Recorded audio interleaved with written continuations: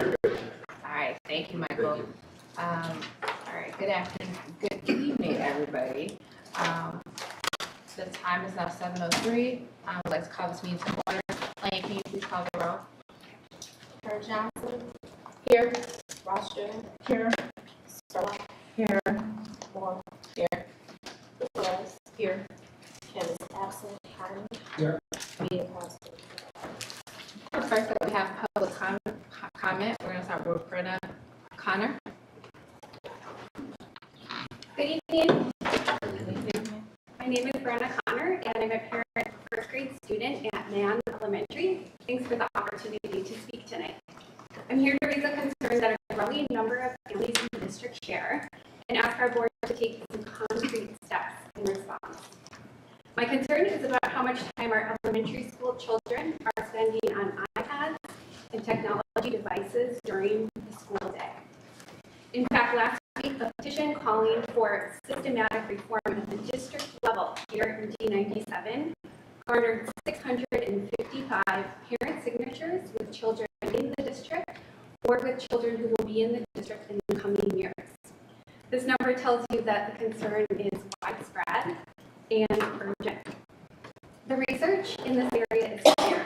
Excessive screen time hinders cognitive development, reduces memory retention, impedes social development, and is linked to increased anxiety and depression among young users. And these findings are backed by the American Academy of Pediatrics, as well as Common Sense Media and others. However, here in the U.S., students average 98 minutes of screen time during the school day. A March 2026 New York Times investigation found that this is not meaningfully improving academic performance, and our national reading test scores bear that out. So the 2024 Nations Report Card reading test scores showed decline across reading scores across every state in the U.S., and this is on top of declines from 2022. Today, 1 in 3 8th graders now read below the basic level, and this is the highest percentage ever reported. The states that have the strongest reading outcomes are those that have maintained low-tech and book-centered approaches. Education technology is a fast-moving national conversation, and I would like to know where our district stands and how this research is being factored into the 2026 and 2027 school year. I would like to respectfully share a few specific asks as it relates to this topic. The first is to restrict screen time on school-issued devices so that our elementary students are spending no more than 15 minutes per day on a device. I would also ask that device use is banned during free time. I would like to ask for an audit of current usage by grade level so we can establish a baseline and measure progress against that. And lastly, I would like to ask that families receive weekly screen time reports by the grade level, by their classroom, and that individual student so that parents can understand device use happening in their grade level and for their specific student individually. These are concrete and achievable steps that other districts are taking in other states, and I would like to see the same steps taken here in Oak Park. Thank you. Thank you. Laura Johnson. Good evening. I am Lauren Johnson. I am mom to 2 boys up at Lincoln. For 6 years, I have been increasingly concerned about screen addiction for my whole family. I had a fully formed frontal lobe by the time I was handed my first device, though. In 2020, the year we all lived online, District 97 had to give iPads to all students, right down to our little kindergartners. Since the global pandemic, I've been waiting for the district to roll back and reevaluate use of digital learning.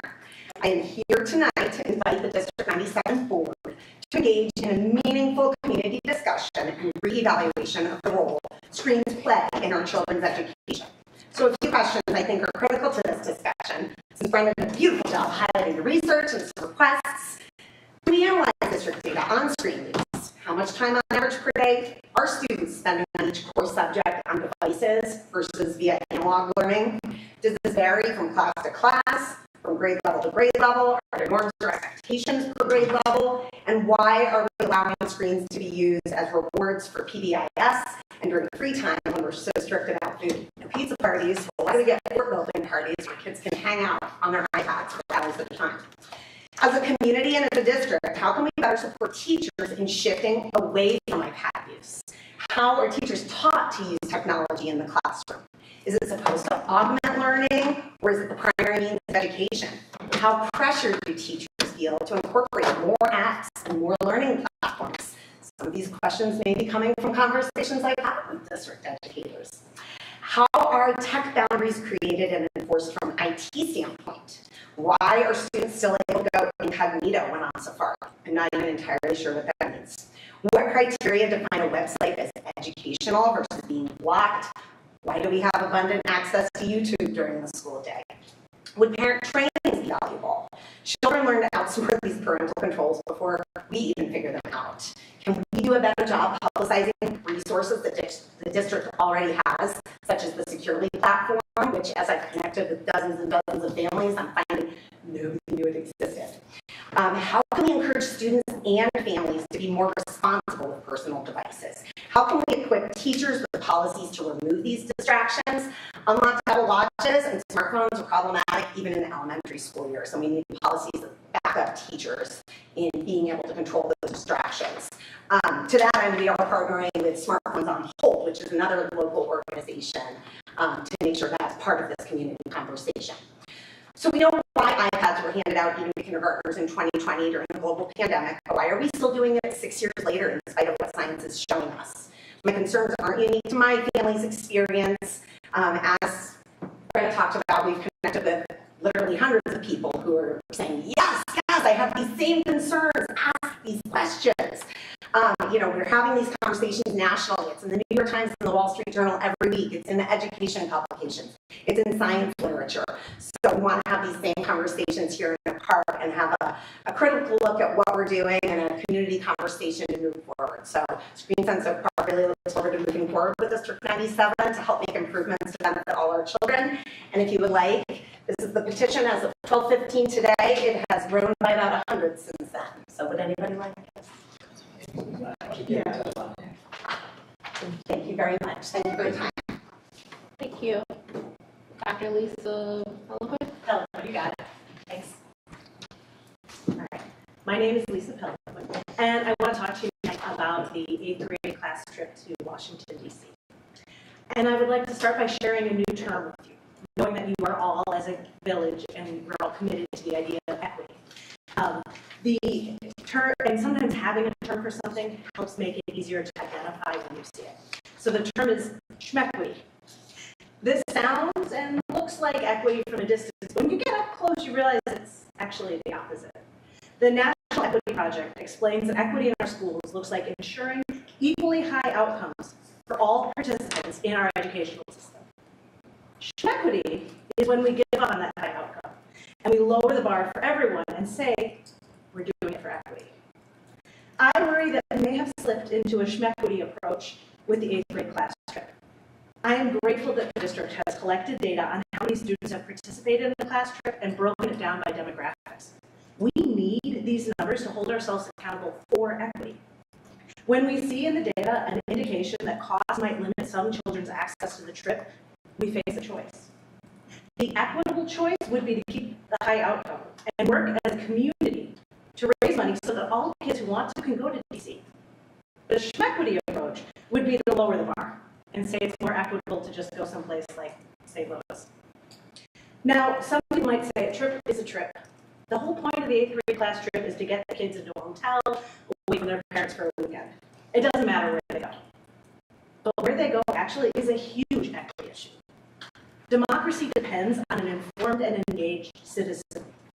As parents and school board members, the D97 staff, and our community, we have a responsibility to ensure every D97 student understands how our government is supposed to work and how they can participate in making it a more just system. We know our country was founded with the words, all men are created equal. and yet has continually fallen short of this ideal. Progress has only come when ordinary people have fought for it. All of our students should stand in the footsteps where a million men marched. They should see their rights outlined in the Bill of Rights and witness the devastating human cost of a war a government lied to its people about. Given the anti-democratic tendencies of our current administration, equity demands that every student knows how to make their voice heard. The truth is, all of our children deserve to be inspired by a trip to our nation's capital. If the district decides not to go to DC, then only some of our students will have that experience. That path might be easier, but let's not kid ourselves and call it equity. I stand before you today because I want my 13-year-old son to experience DC with all of his classmates. They will all benefit from hearing from each other's unique perspectives on the foundation of our country. I'm doing my part. I'm teaming up with other parents to fundraise and ensure every kid who wants to go on this trip can be there. I ask for your support. I join our efforts, encourage others, reject schmeckity arguments, and push the district leadership to commit to ensuring all children have access to our government. This should be a community-wide effort, and the district should be leading it. And finally, I encourage you to increase the funding that the district allocates for this trip. It's the equitable thing to do. Thank you. That concludes our public comment for this evening. Next up, we have 6.1, Transformational Goal Area Update.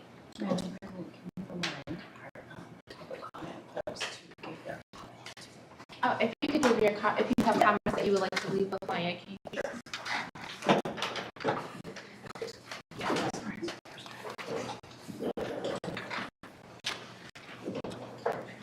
Michael, do you need more chairs? Yeah, we'll bring these.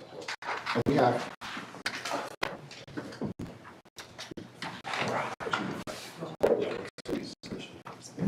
I'll sit off the side.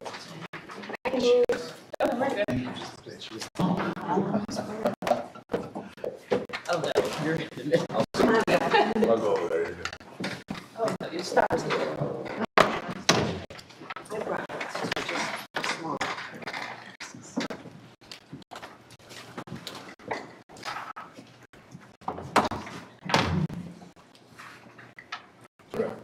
All right. Thank you for the opportunity to come today. Last time we talked, so 2 weeks ago, we talked about the message facility and kind of presented what was looking from FORC and recommendations and all of that work. Again, a reminder of that process. So today I'm going to walk through just a reminder of where we left off last meeting, and then the rest part of this section would be really talking about the financials. So Rob will go through projections and conversations there, and Elizabeth, Crystal, and we'll talk a little about the options and funding to those things. As we talked about and as we discussed at work.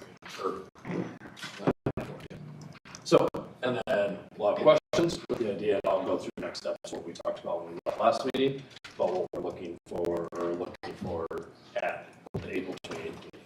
So, and then Jennifer will jump in. So we left and walked through everything. The recommendation was recommendation C, priority 1, 2, and 3. In the 10 years, so focus on priority 1 and 2 in the first 5 years, and then priority 3 in years 6 through 10, right? And then that totals between those about $84 million. There were a number of considerations that we talked about. Again, lighting, air conditioning, we'll talk about in a second, elevators, and then we have a solar RFP out as well. So as part of that recommendation from FAC we discussed last time was LED lighting to be included and throughout this process, because there's changes in the law in Illinois that you need to make that transition for that, because you can buy certain the current light bulbs we would have, and it makes sense because it's in all of our work. This is still a task force and work, it's low hanging fruit. It makes sense. It's a good thing to do. And then elevators was the other recommendation that we talked about with FAC, and that would be a recommendation to the board and the district to move forward with the last 2 buildings that do not have elevators for a number of accessibility and conversations. So those 2 are there. So those are add-ons, and then next week, next board meeting will also include the solar RFP results and recommendation that we bring to the board as part of all of this. And that will go through like what's the cost over the 25, 30 years, what's the payback, what is the potential offset, all of those things. But we're looking at that cost for all 4 buildings from the proposals, and I can tell you now, all of the vendors did supply a proposal for all 4 buildings, and it does look like it would make sense to do all 4 of them rather than just the 2 larger ones. Again, there's going to be structural, and we'll talk more about that. And that's going to be around a 1.5, again, just depending on what comes back from some of the structural work that would need to be done. But again, we'll go into that later.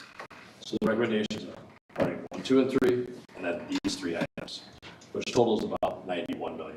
And then I'll show you those numbers. And then we did not have a recommendation at this time for AC, but what we heard at the last board meeting was to build out what would that look like if we were to do that. What are some funding options? So that's what we're going to share as well tonight on what that would look like for a decision point on that. All right, and I talked about this again. Today's really focused on the financial and providing those options, and then we would come back next week looking for like here's an approval for the master facility plan, and then whatever that dollar amount is for that approval over the next 10 years. All right. Okay, we'll turn it over if there are no questions.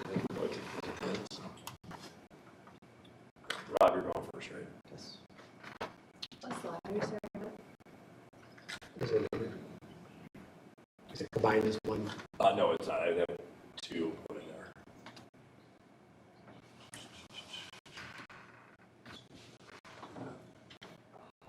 So first of all, what the Board of Education is doing right now is the pinnacle of best practices, and very few districts do this.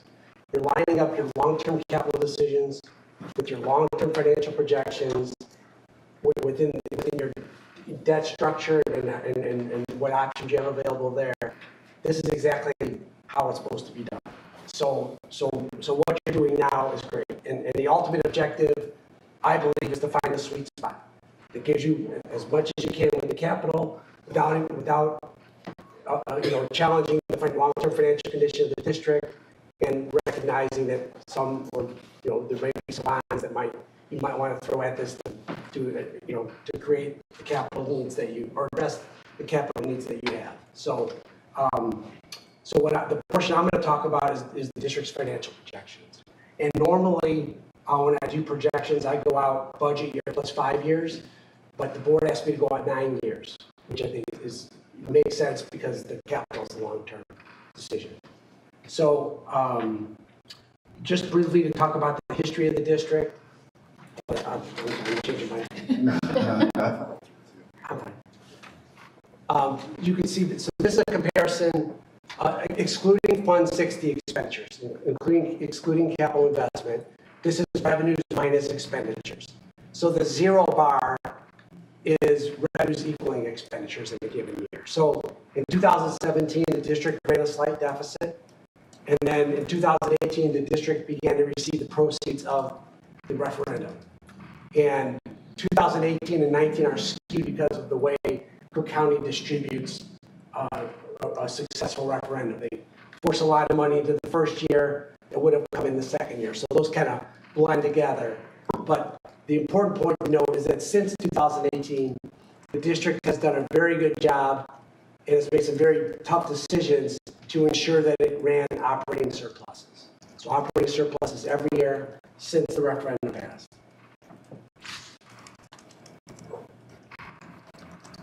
The other area of operations that in fact impacts fund balances and financial position is capital investment.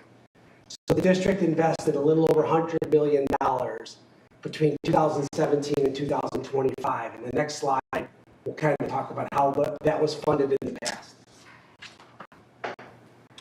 So cumulatively, if you exclude capital investment, revenues have exceeded expenditures by $62 million. The district issued at the very beginning of the projections $6 million of non-referendum bonds, which no longer are outstanding. And they issued $57.5 million worth of referendum bonds. So beyond a balanced budget, the district improved its financial condition by $125.5 million. Sources. In terms of uses, $102.3 million went towards capital, and the district used the remaining money, $23.2, to increase fund balance reserves. So consequently, the district's fund balance reserves have increased from a little over $20 million before the referendum to about $50 million in 2025.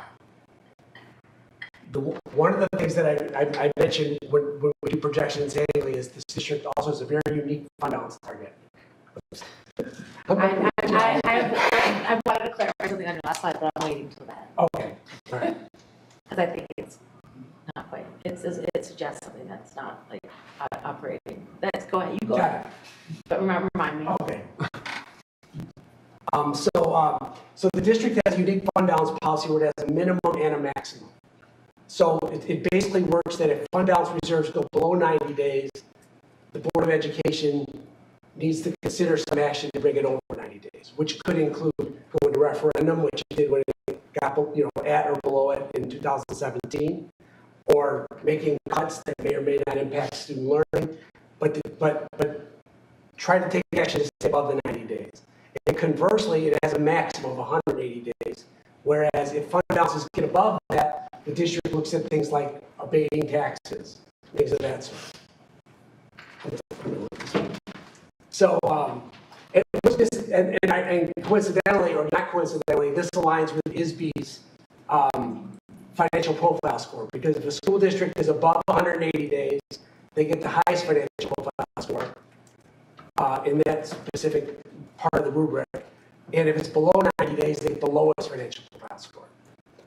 In comparison to our comp districts, which we've identified collectively and through FORC, Oak Park has amongst the lowest fund balance reserves in terms of days of reserve.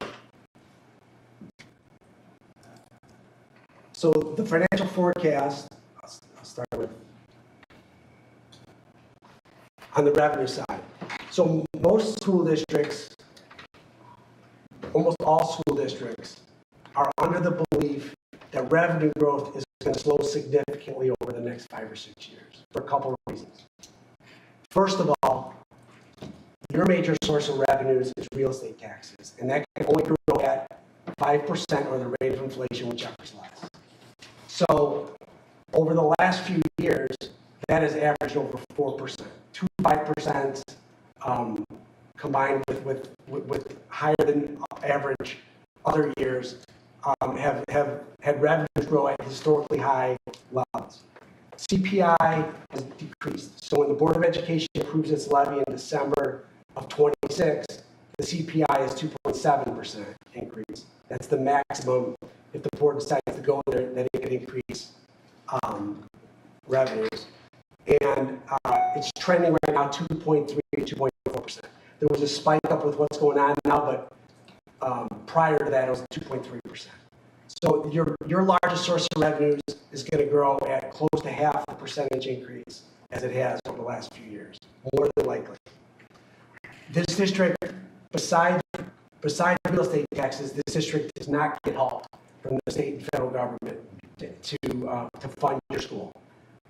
Your evidence-based funding, which increases every year but $300 million a year, your district gets about $50,000 of it. So you get almost no evidence-based funding, which is the major state source of revenues. Interest earnings are likely to decline as the Federal Reserve lowers rates, and state and federal grants will be relatively flat. The state froze their grants this year, and your district doesn't get much grants relative to your budget anyway.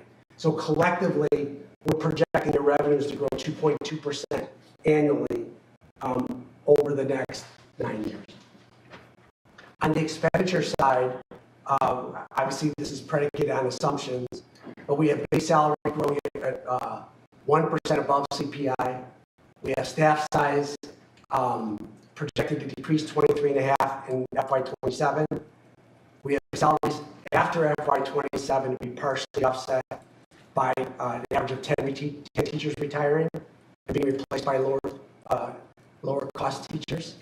Health insurance, Crystal just was notified, it's going to go up 16% next year. So that's been a shock to a lot of school districts. So that's built into our projections now that we know that. We revised that number.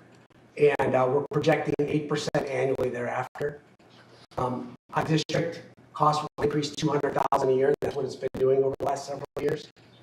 And then we also have in this projection that the district's going to spend $2 million annually of its operating budget on building maintenance type of projects. So these projections do not include any major capital work that Michael was talking about, but it does have embedded in every year's budget $2 million for building maintenance type projects. $1 million a year on technology and other equipment, and all their expenses increasing at the presumed rate of inflation, which is 2.3%. So collectively, expenses are projected to increase 3.3% a year, which would be a good number, but for the fact that revenue growth is projected to be lower. So mathematically, if expenses are growing faster than revenues, this line is going to trend downward. And that's exactly what would happen if these projections are true. If the projections hold true, the district will still incur surpluses for the next, this budget year and the next 4 years through 2030. But starting in 2001, the district will start deficit spending, and the deficit spending will increase. Now, this is a 9-year projection, and presumably between now and then, action would be taken to try to line up expense growth and revenue growth. But this is, if nothing changes, this is what would happen. And then in terms of how it would impact fund balances, and again, these fund balances assume $2 million of annual commitment towards capital, but that's it. Fund balances would drop from 159 days of reserves to 122 days of reserves. As the surpluses will then be, which will have fund balances grow, will then be followed by deficits, which will have fund balances decline. The district would still be between its 90 and 180 day board policy targets, but it would be towards the lower half. And one point I want to make about that is at the FORC meetings, and I attend all the FORC meetings, the preference for the majority of the FORC meetings is, if possible, to try to stay in the upper half of that 90 to 180 day range. So now this is where this starts to, all three of these pieces start to intersect. So without using fund balance reserves for capital investment beyond the $2 million a year, the district's projected 122 days of fund balance on June 30, 2034. The district is projected to spend at that time about $440,000 per day. So for every $4.4 million, the Board of Education wants to commit toward the capital fund balances, that the board wants to commit towards capital projects that Michael referenced, that will draw down fund balance reserves by about 10 days. So 122 days would be 112 days, et cetera. So that's just a good back of the envelope thing to know. Every $4.5 million or so brings down your fund balance reserves by about 10 days in 2034. And is this the current thing that you put on? This is right. Yeah. And so this is, so right now, the current fact recommendation, C1, is looking to generate, what's the total? Just under 90. About $92 million. So, so if the district was to embark on all of C1, it would then figure out how much of the fund balance reserves it wants to tap into. And then when Elizabeth speaks, then they'll look at what borrowing options do we have to make up the difference, and how will that impact everything. Within that 90, the 22 million is not separate, right? It's within the number. Within the $92 million, the district is identifying approximately $23 million of projects which are considered health, life, safety items, which means they're essentially violations of code, and they're needed for the health and safety of kids, and to keep the building safe, essentially. The ability to borrow, we'll get into it, but the ability to borrow that type of bond has no limit relative to the other types of bonds. So it's good to know what that number looks like. In terms of recommendations, and this is the final slide, primary recommendations are one, to make budgetary decisions to close the 1.1% gap in the growth of expenditures versus revenues. Issue bonds to fund a portion of the district's, and portion could be anything, a portion of the district's future capital investment with the goal of maintaining fund balance reserves at the upper end of the fund balance target. And then continue to monitor, because things happen quickly as we know, continue to monitor financial projections and adjust decisions accordingly. Because the capital is in phases. So all the phases essentially don't have to be identified right away. You could commit to the first phase, see how the dust settles in terms of what happens in Springfield and Washington, et cetera, and then decide what you want to do beyond that. Holly, did you want to say something before we go to? Before you go, so a couple things. FORC actually would like us to consider our policy to go up to 270 days and be operating over that 180 as opposed to between 90 and 180. Then there was one slide in there where it said cumulative revenues exceeded expenses by 62 million, which makes it sound like we were keeping extra money. But the reason the 62 million existed was because the Audit just became due. And it was also, And go ahead. Go ahead. But it was also done. It was also part of the strategy to do capital investment without issuing any more And bonds. that's what I was going to say. And then also to spend $5 million a year instead of $2 million a year to do the capital investment Right. out of fund balance. Right. So you're one of the few districts in Illinois that has no non-referendum debt outstanding. Right. And the $6 million that was the bond proceeds that were non-referendum was the homes expansion. And then the other bond proceeds were used for Lincoln, Longfellow, ADA compliance, life safety, some of the HVAC, and libraries. That was all. I just want to clarify what this page was. So it kind of makes it sound like we ran to $125 million. No, it was a design surplus yes. to address capital That investment. took time. Yeah. Can I clarify, Holly, when you say raise to 270, is FORC recommending that we still leave the bottom at 90, or we also raise that up? They would rather have us operate to 180 and 270, Okay, so but raise also those. just recognizing that we had to borrow money when the tax dollars didn't come in this time. We would have had the 270. Right, then that would be great. Yeah, okay.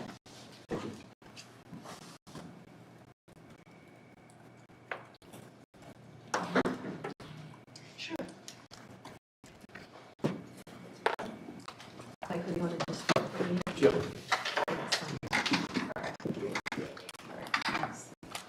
I gave you books too, because the numbers get small in case you wanted to write notes or something, so sorry to kill trees.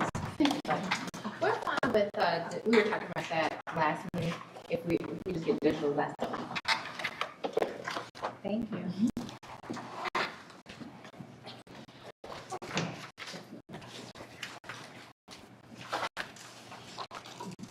So here is where Michael and Rob referenced recommendation C1 from the Facilities Committee, which is a total of 92 million projects over 10 years. So if we look at the top, the uses of funds, we've got the priority one, and within those priority one projects, 23.3 million of health, life, safety projects is included. So those are getting done over the first 5 years. And then priority two projects are also getting done by 2030. Priority three go summer 2031 to 2035. And then the elevators are 1.6 million, done over 27 and 28. LED lighting, 4.5 million in summer 27. And then the solar panels also in summer 27. So you can see the totals for each year.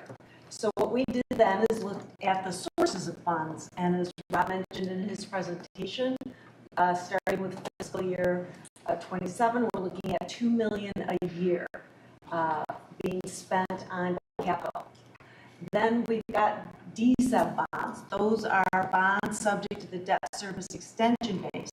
They're part of the tax cap, the same type of bond was shown in Rob's presentation going back to that $6 million done many years ago. And as Holly also mentioned, the district has not issued non-referendum bonds for many years. So that part of the tax rate has gone down.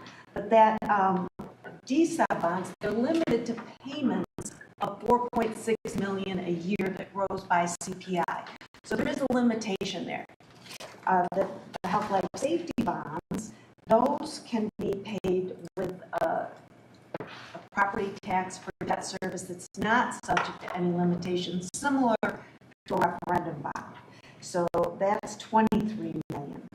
And so in this scenario, for these 9 years, we've got $46 million of DSOP bonds issued in pieces in 27, 31, and 34, and then health life safety bonds issued once here in 2027. And that takes care of the needs for the next 9 years, totaling $92 million. So that's $69 million of bonds and $23 million of fund balance. Okay. All right, so here is option 1. And in this case, we're looking at paying the DSOP bonds that are issued in 27, 31, and 34 all together over 10 years. And we're also paying the life safety bonds over 10 years. So let me first take you to the middle of the page under the heading that says debt service extension based or working cash bonds. So we see the first issue in $20 million issued in February 27th. That's paid off over 5 years. And then we come back in 2031 and issue $16 million.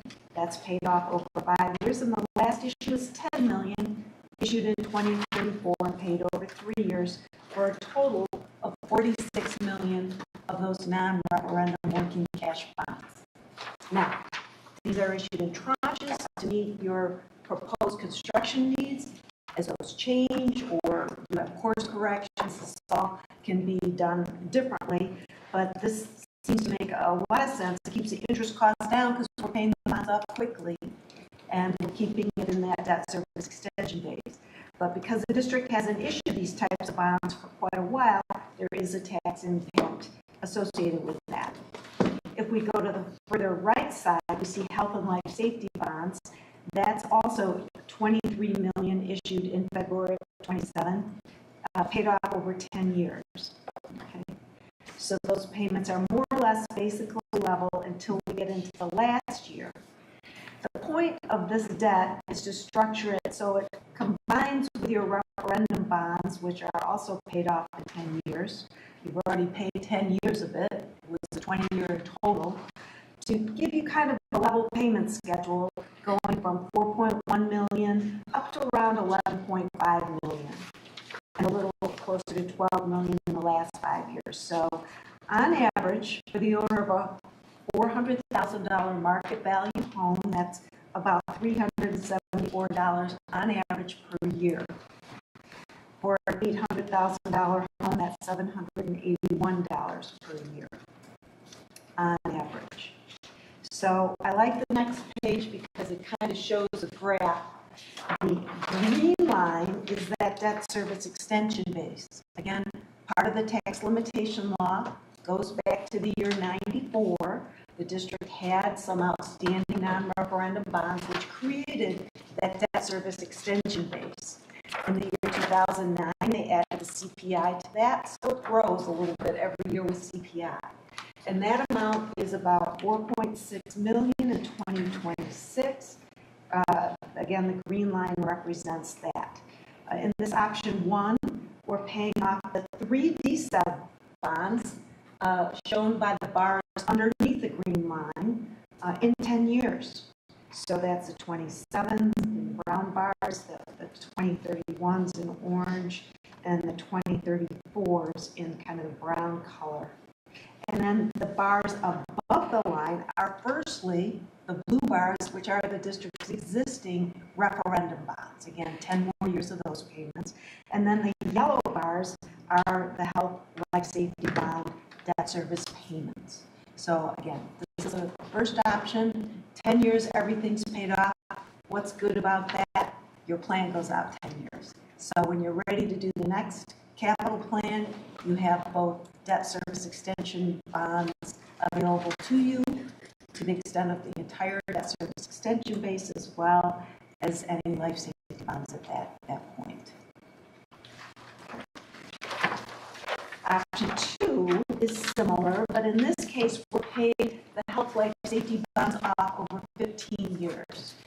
And, you know, these health life safety bonds represent things, you know, that qualify for health life safety in windows. We look at the average life of the projects that you're doing, and we want to make sure that the average life of the project is about the same as the average life of the bond. So some of these things definitely last 15 to 20 years. Is that right, Jennifer? Yeah. So I think that 15 years can certainly be justified from that point of view. The DSEB bonds in this scenario will keep 10 years still, just to give you that flexibility after 10 years. And here the tax impact's a little lower. Interest costs a little higher because we're going out 15 years instead of 10 on the life safety bonds. But for the owner of a $400,000 house, the average payment is $271 a year. And for the $800,000 market value home, it's $567. And it's also important to note in this option, and we can see it better on this page, that you see the yellow bars, which are the health life safety bars. They go out that extra 5 years, and that's after the referendum bonds are done. So there's still a drop there. There's still room for additional DSEB bonds to fund the next capital program. So I still think you get a lot of flexibility with this option. It's a very good option, just like option 1. Can I ask a quick clarifying question? I'm looking at the two bar graphs for options 1 and 2, and the totals from 2026 through 34 look to be almost identical, but the proportion across colors is different. And I'm not totally understanding, like in option 1, blue looks like it's about 9.5 million, but option 2, blue gets us up to 11 million, and this yellow's smaller. Well, A quick clarifying question. On the second graph, on the right-hand side, it's 12 million at the top, but on the left-hand side, it's 14. Should that top number actually be 12? sorry, where are you on the second graph? On the second graph, if you look at the amounts on either side, on the left side of the graph, it has 14. Oh, I see what you're and on saying. the right, it's 12. I see what you're saying. And I was wondering if the right side It's is the, correct. it's the, Right. yeah, left's the same, but the right side, for some reason, those numbers are wrong. I apologize for that, I'm not sure what's going on there. Let's see if there's, So I think the numbers, I don't know why those are off. But, you know, I think the bars are telling the same story. If you look at the numbers. But shouldn't the bars be lower in option 2 because we're paying off the Yes, yes, I think you're right. There's something wrong with that scale on the, That's why I was wondering if the numbers on the right were correct. maybe, I think you're correct. Okay. So I apologize for that. That's okay, I just wanted to make sure I wasn't Axes are the, was grasping it. yes. Good point. And thanks for pointing that out. I apologize. No problem. So let's look at the numbers. Good idea. Because the numbers are the graph. I still like the spirit of the graph. It does sound good. Yeah, so on As the a second graph, non-spreadsheet guy, I go to the bar graph.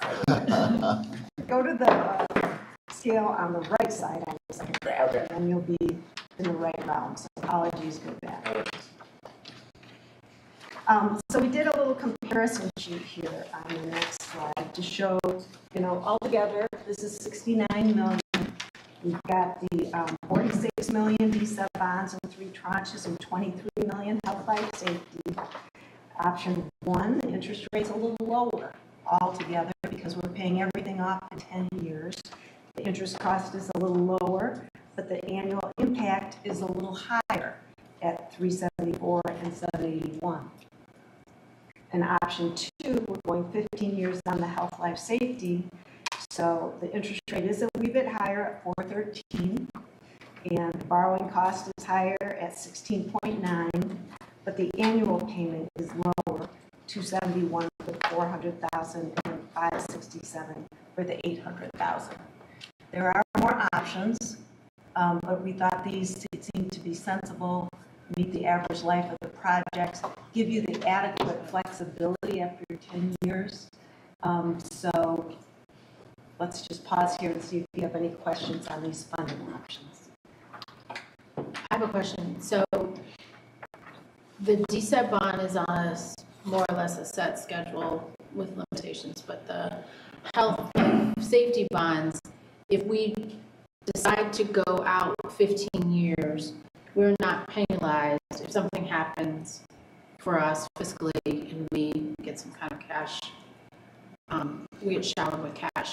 We can pay that off early with no penalty. That's a good point, especially on the 15-year. Municipal bonds are callable anytime, like a mortgage, but they are callable generally after 9 years. So you can pay them off early if you get a windfall, which would be amazing, or you could refund them for savings if interest rates go down. So looking at the spreadsheets in the yellow, the left yellow rectangle, that's about the DSEP bonds. Between option 1 and 2, that first column is significantly different in terms of all-in cost and borrowing cost. Is that right? Yes. I thought the DSEP under options 1 and 2 stayed the same.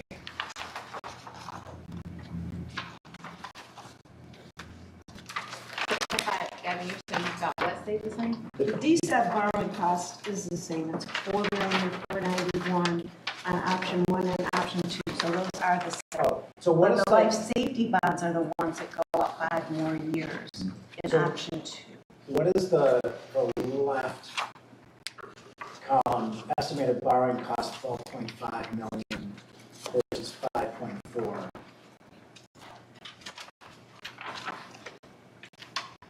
That's the life safety bonds. So if you go out 10 years in option 1 on the first column, in the health, life safety bonds, the interest cost on that 23 million is 5.4 million. If you go out 15 years,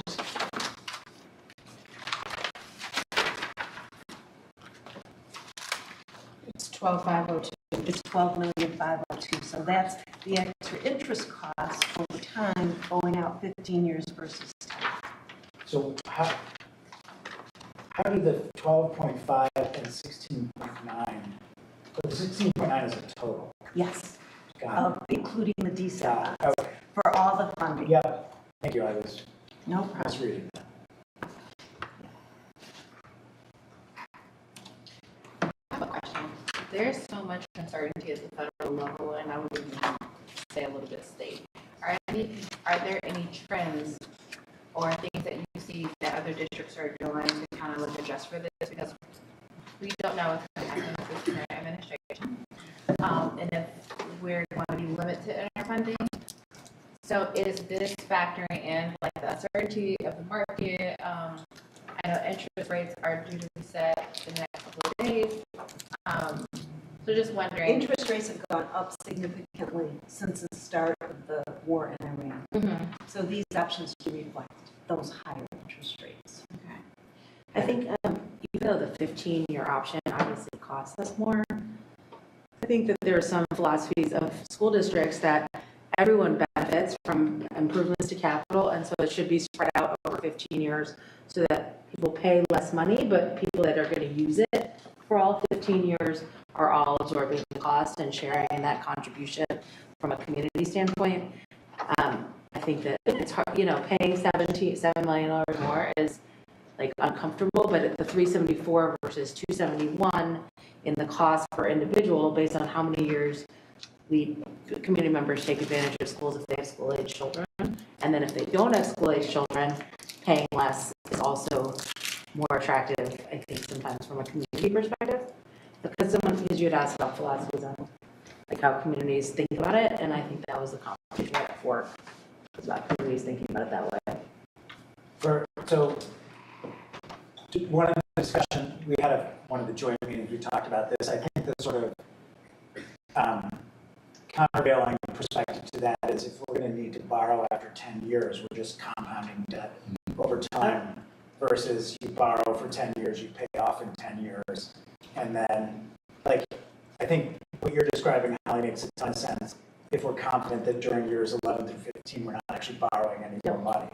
If we potentially are borrowing more money during years 11 through 15, then we're just stacking it on top of what what we're already owing. And I understand your point 100%. I mean, you have a huge drop. I know what the graphs have wrong, but I still like them. But you have the huge drop here in 2036. So it's good. I mean, really, it's about $13 million drop. Because the referendum bonds are paid off. Both these issues are paid off. You have a drop here in 2036 as well. Not as big, but it's still a good $7 million, and it does give you some future bonding power. So, And the master facilities plan is a 10-year plan, but Jennifer, as we were talking about, like the big cost ticket items will last 15. Yeah, the bulk of the health and life safety are probably roofing related and mechanical related, and then those things will have at least a 20-year to 25-year lifespan. But at the end of the current master facilities plan, are we saying that all of those things in all of our schools will be in a position that they will last for another 15 to 20 years? Or are we saying in our next master facilities plan, we're going to have to look at similar needs in other buildings? Correct. So the items that we've replaced during the first 5 years of the health and life safety will last you beyond that 15 years. But there are other items that will roll up into needing to be replaced. Yeah. And so the reason we have such a big drop off is that we have a 10-year master facilities plan. If we had a 15-year master facilities plan, we probably wouldn't have such a big drop off. I think we have 10 years because it's hard. The further you get out, the harder it is to have any certainty. But I think it's pretty certain that the number will be 0 in year 11 or 12 or 13. Right. And I guess then the question is, but will the number be big enough to get us back up to that 374? I mean, I guess what's the like total cost to community members? Is it 271 plus 103, or is it 374 plus 103? Do you know what I mean? Are we is this cumulative effect going to be more severe under 15 or the 10-year? Okay, so it looks like over time, it's like a $515 difference. So, yeah. Well, we don't, I mean, the short answer to your question is we don't know because we haven't done a master facilities plan that covers years 10 through 15. So we could guesstimate potentially, but I think it's fair to say that years 11 through 15 probably won't stay at 271. They'll be 271 plus whatever additional bonds we would need to take out to pay for the next round of capital, particularly given some of the projections you're sharing, Rob, which suggests that we're not suddenly going to be, flush with cash from our standard revenue sources. Michael, do we have an idea, like, because we focused on years or priorities 1, 2, and 3, I'm sure there's a 4, 5, and 6 somewhere. Like, and that we don't have the numbers, so like there is existing. Yeah, it gets to be pretty difficult to predict what's going to fail. I mean, we have this plan, and 2 years from now, something that we didn't have as priorities 1, 2, or 3 could fail immediately, and then we have to pivot. The farther out you go, it's But we have a minimum because we know It won't be a 0. it won't be. No, We don't know what it will there's be. not windows, there's not pointing, there's not stuff like that are not on here. That would be something. The biggest thing that is like pretty firm is the priority 1 and 2. Those first 5 years are the ones that are like, we know they're end of life. Julian's Road, for example, like things like that are definitely critical. The second 5 years, there may be fluctuation of things that jump up, but there there are going to be things that potentially jump back. I think that's where looking at those DSEP funds of not pulling that until twice in that second 5 years. We may get to a point where we don't need to, but this is the best thing right now for those 10 years. So this is a question that I had. It may have come up during the joint meeting, I don't remember, but so just to, and it's been a little bit since we talked about priority 1, 2, and 3. Priority 1 and 2, as you said, like 1 is it's got to happen. 2 is it's going to happen, and if we're doing these other things now, it saves us money to do those at the same time.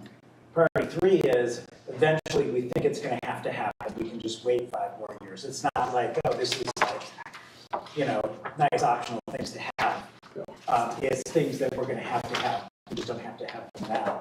But the question that I had is it, given what we were just talking about in terms of the difficulty of forecasting with any kind of accuracy, the further out we get into years 6 through 10, do we have to do 10-year DSEP bonds, or is there a shorter DSEP bond cycle? Can we do 5 and pay off priority 1 and 2 and revisit priority 3 after 5 years? I think that would be really expensive.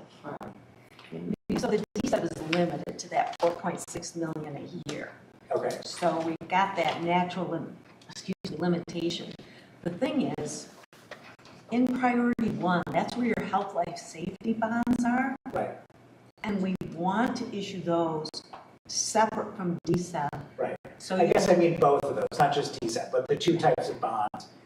Is there a reason that we would want to borrow for 10 years now rather than, say, borrowing for 5?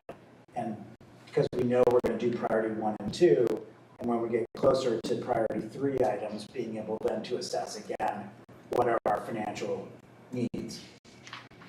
you definitely can do that along the way, because remember, we're issuing those DSEP bonds in tranches. Right. And those are the ones that are going to go towards priority 3. So you can pull back at any time on those. Right. You bring up a good point, Gavin. There's pivot points in this, you know, so like we could have an intention to do the whole 10 years and structure the debt, but there's pivot points. So the first tranche of bonds that Elizabeth is proposing is 43 million. Right. That covers priorities 1, 2, and I think like elevator, you know, a couple things like that. Mm-hmm. Right. It covers the next 5 or 6 years of capital. And then if we get closer to that 5-year, So hypothetically, let's say, you know, something happens at the federal level or something, bless you, something happens crazy in Springfield or something like that. Then there's another, then we've already done 1 and 2, and because there'll be another decision point in 2029 or so. Yeah. On whether we go beyond that. Okay. Yeah. That's great. So you're able to increase or decrease? Yeah. Okay.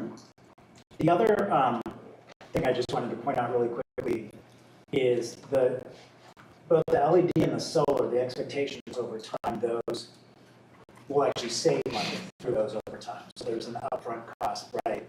Your LED will, In the long run, it's a net gain. LED cost that will definitely be saved for that. The solar, the way that we'll go through a lot of these details and numbers, but there's federal incentives, grants, paybacks that are right there, and there's a large number that would come back from that total 1.5, 1.8. Right. And you'd be getting, some operation. Right. I just want to flag that in some ways, those are different kinds of expenses, because if we fix a roof, we fix the roof. If we install LED lighting, there is an upfront cost, but in the long run, it's actually a cost savings. Like, we would be foolish to say, well, I will say my opinion is, we would be foolish to say, well, let's save 4.5 million and not do the LED lighting, if the recognition is actually that's going to be a net gain for us over time. I have a question about what Gavin just said. So it makes sense to say, like, let's do the priority 1 and then go back. But there's also the risk that interest rates will increase. And so are we locked in to these rates, or could they go up? So the first tranche is the 20 million of DSEP bonds and 23 million of health, life, safety bonds. Once you issue those rates will be locked in. Okay. So we're looking at those next February. Mm-hmm. So that's not too far off. We'll see if things get resolved in the Middle East and we get back on kind of where we were before, where inflation was kind of coming under control and things were going okay. So, you know, and as Rob mentioned in his presentation, most economists are looking at lower inflation over time, lower CPIs. So that bodes well for future interest rates. But anything can happen. As you know, it is a risk. I mean, we have seen dramatic increases just through this situation. But that's reflected in these numbers. Yeah, I guess I'm just trying to thinking more about the option of like borrowing for the first 5 years and then coming back to see like, do we still need this? What are the interest rates then? But then we take the risk that something crazy happens, right? And we're like, I wish we would lock in for the next 10 years as opposed to these 5. So that's a great, so just rephrase again, because I think it's worth stating. Again, the ask at this point in time for the district is to commit issue $43 million in bonds, 20 and 23, use $2 million a year in capital through 2030, and fund all of Priority 1 projects, all of Priority 2 projects, the elevators, the LED lighting, and the solar panels. All those things. So we're not even, at least at recommendation C1, we're not proposing. There's not a Priority 3 ask. There's nothing more than that. Now, Priority 3, it's set up to flow right into Priority 3, which would happen as that one's rolling off. But the decision point right now, so interest rates, you know, we can't like issue more bonds now because you got to spend the money within 3 years anyway. The interest rate, it's not like you can't issue, let's issue all bonds now because rates might go up. I tell it. Okay. Legally, yeah. You have to expect to spend it in 3 years. And I mean, going back to what Jennifer was saying, and Michael, the Priority 1 and Priority 2 are the things that absolutely have to get done. It's 5 years. So I have more of like a constituent like question. I know I sit on the board where this is out of the realm of my knowledge, and so I was going to try to rephrase what I'm hearing in terms of the impact for property owners. So basically, when we're talking about these 10 versus 15 years, I know there was a difference. If I could summarize, it sounded like there was a difference in interest rates. You know, if it's over 10 years, the interest rate is lower, but the cost to... Well, the cost is lower, but the interest rate's a little higher the longer you go. Correct. I just want to say that myself, though. Yeah. So give me one moment. So again, so the 10 years has a lower interest rate and a higher cost to property owners, but covers priorities 1 and 2 for our school district that are important and valuable. And then the 15-year has a higher interest rate and a lower cost to property owners. So lower annual cost, higher total cost. Correct. I did hear that, but I kind of still deferred to that because the economy is atrocious right now. No, I get it. I'm just saying when you say higher cost to homeowners, it's a higher cost. Option 2 costs them more overall. It so just tell gets me how that, like that's what I don't seem to understand. So 15 times 271 is like $4,005 or so. It's $4,065. Okay.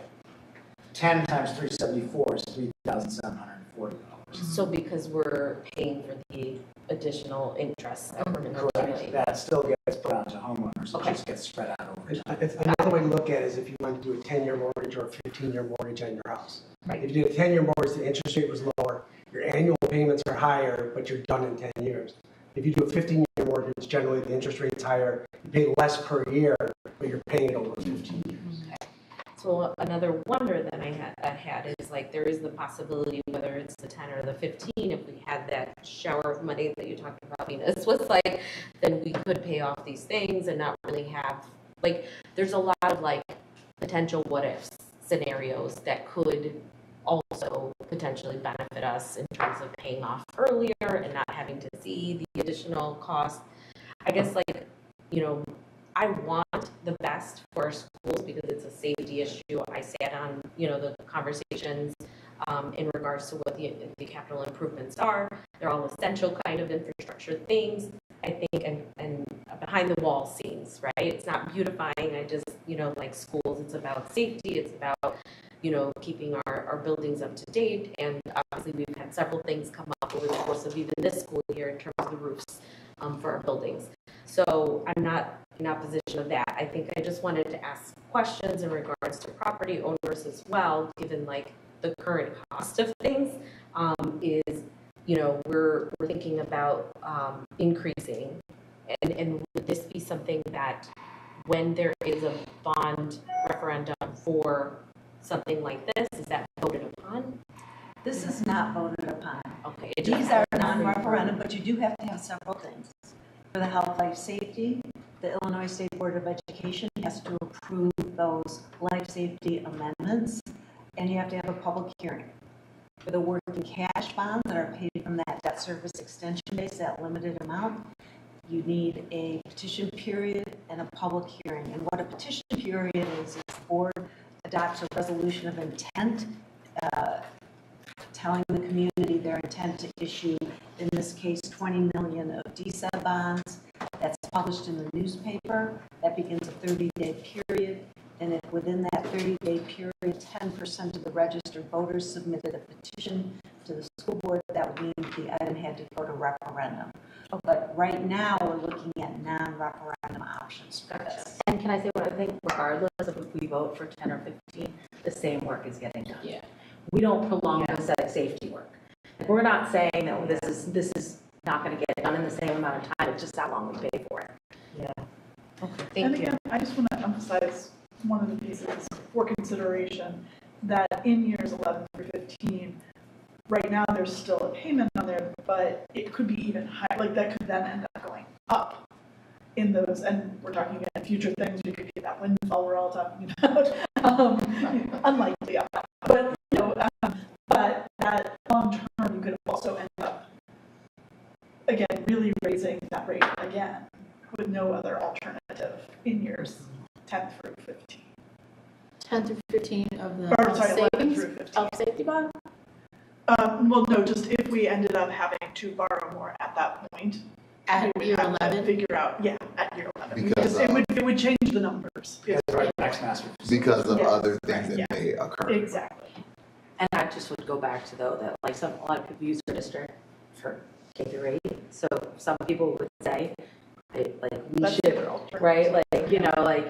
I would like to, I might use my district K through 8, but then other people are using the district, but I've paid for it all for the next other generations. We should be sharing it more, and that's why it's another reason districts sometimes get the more extended time period.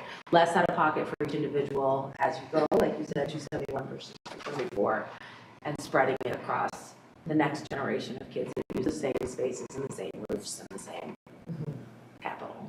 I think the only other layman's terms question I have, and this is maybe just for leadership, was, for example, when we're, potentially going to impact, the cost of living, right, or potentially over the course of these X amount of years. One of the wonders I had was that as a district, are we considering that as we're making decisions for staffing and, technology, and how does this impact that conversation for our district? Because, this is a big investment, and so if we're, we're a resource-rich school, but how does that impact everything else? So the debt return, the payments on the loans are factored into the budget already. That's what part of the budgeting process is. This interest payment is coming out of, we're going to collect revenue, we're going to pay the expenses. But I think the recommendation on the last page was that we asked leadership to reduce expenses by at least 1.1% so that we are operating in To black close and the not gap, red. right, yeah.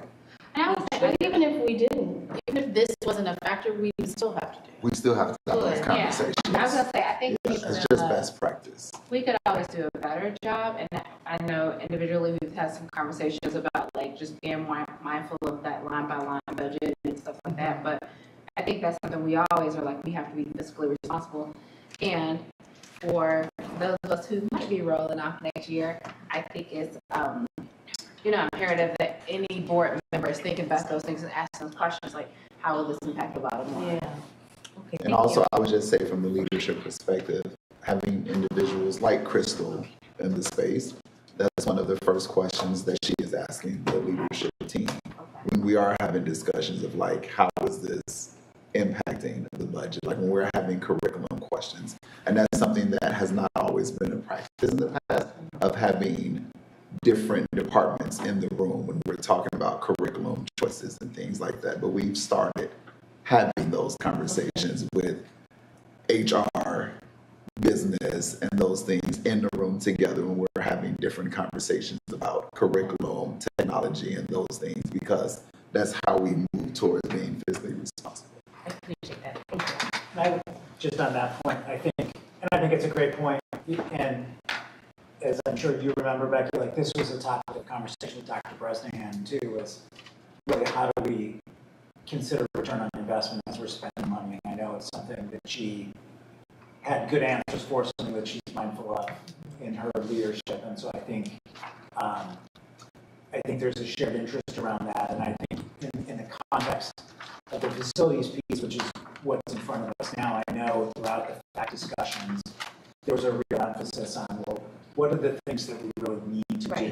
You know, there was a lot of stuff that was on the table that was sort of the nice to haves, but I think where we landed really is like the stuff that needed to happen, or the stuff that we're actually better off investing in now than waiting to do it down. For sure.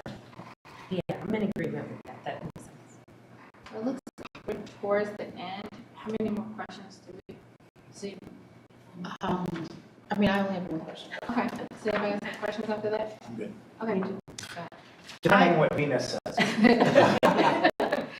Okay, I need to understand, I understand this, but I don't understand it in relation to our fund balance.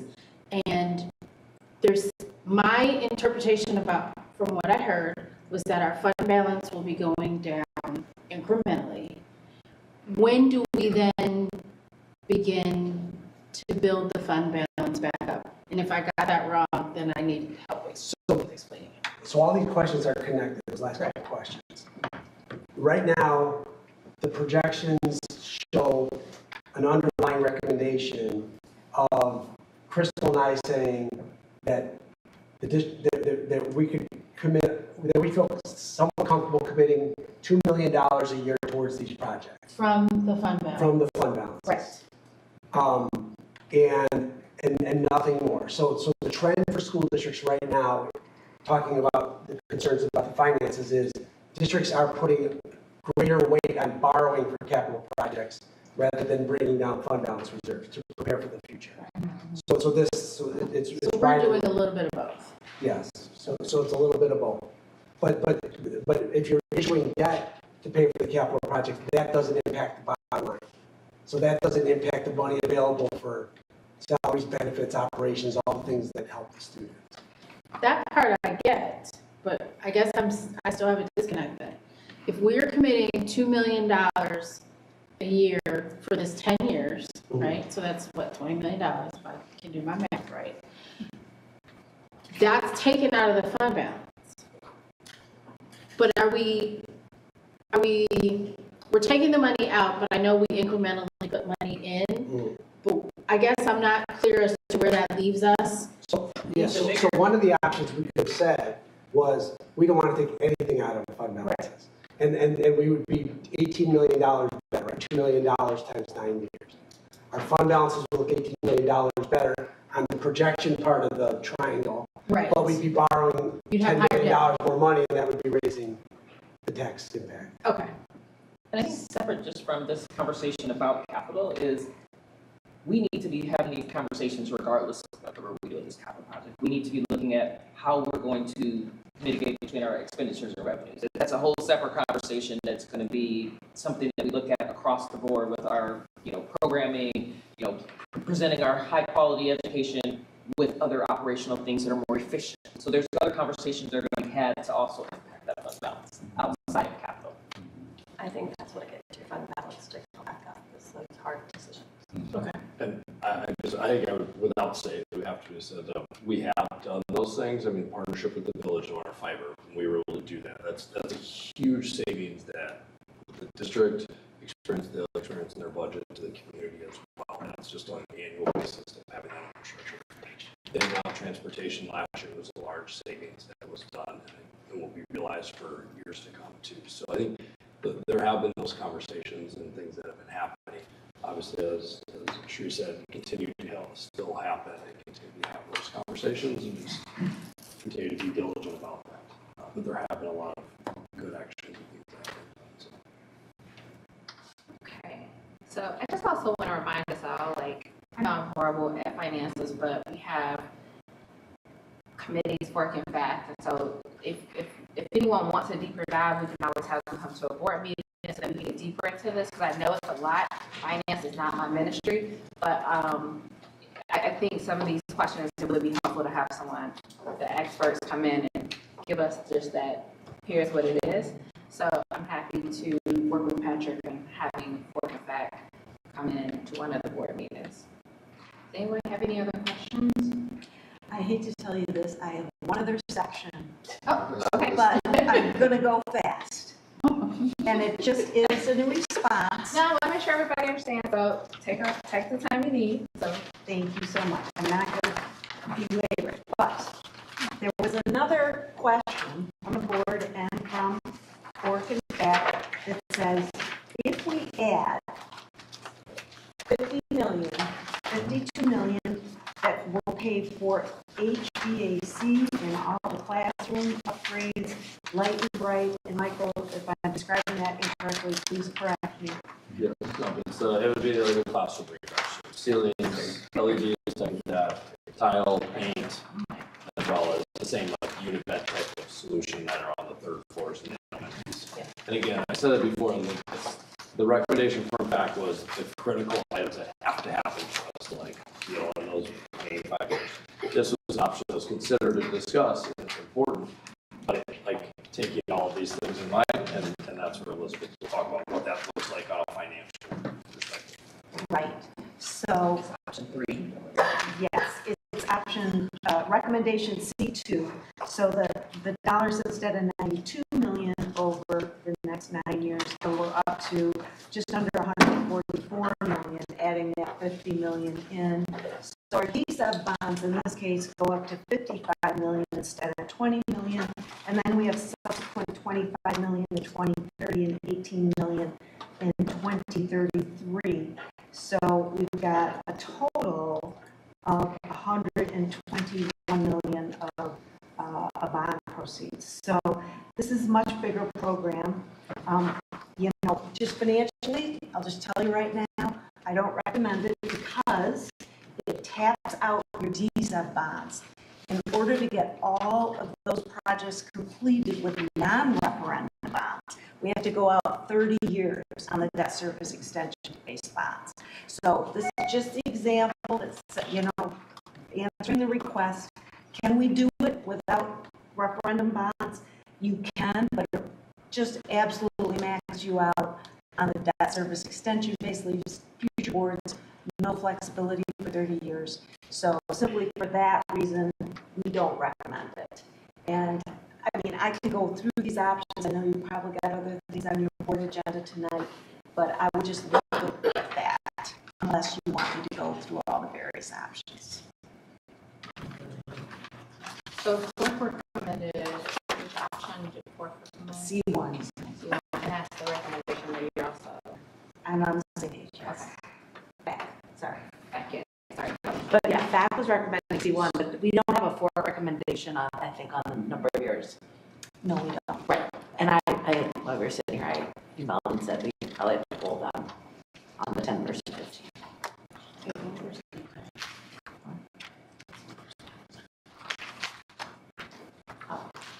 So just that, so it would come back on the 28th. I know FAC does have we have a meeting scheduled, I believe, next Monday.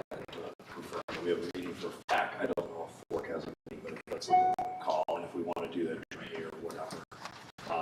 But then the ask on the 28th would be approving the plan, but as really are focused on those first, what has to be issued in those first 5 years. But as we get to that second 5 years, that's where we can look and bring forth like here's where we're at, and here's what that might look like, or stay the course, or your changes, and what we have to do with the second 5 years. But if we're not issuing until next February, we can have a board meeting after we vote to approve the plan. The plan, correct. I think the biggest piece is for us to move forward on The starting roof. bid docs. Right. And the biggest piece for that is the middle schools. That's Right. the mechanicals, the HVAC, rooftops, all that stuff. That's the bigger piece to start going out and. Did I misunderstand? We wouldn't be issuing the DSEP bonds You'd issue both the DSEP bonds and life and safety together. February February 27. So of 27. the petition period and It's all 30 that days and stuff has stuff. to happen, public hearing, you know, you might as well back it up 3 months from that for the bond. But my point is, I don't think we're going to get FORC to show up on Monday. And the structuring question is So- not necessary until Right, so we can a month or two. still proceed on April 28th, vote on the plan, the C1 option, and meet with FORC in May, and get a recommendation and start the process in September. So it's a dollar amount. And I think That's what we're asking. was able to give their contribution saying these are all viable, Yes. give or take the last one, viable options. And so I think that was the point of FORC, just saying, we support these, but let's narrow it down once we have that.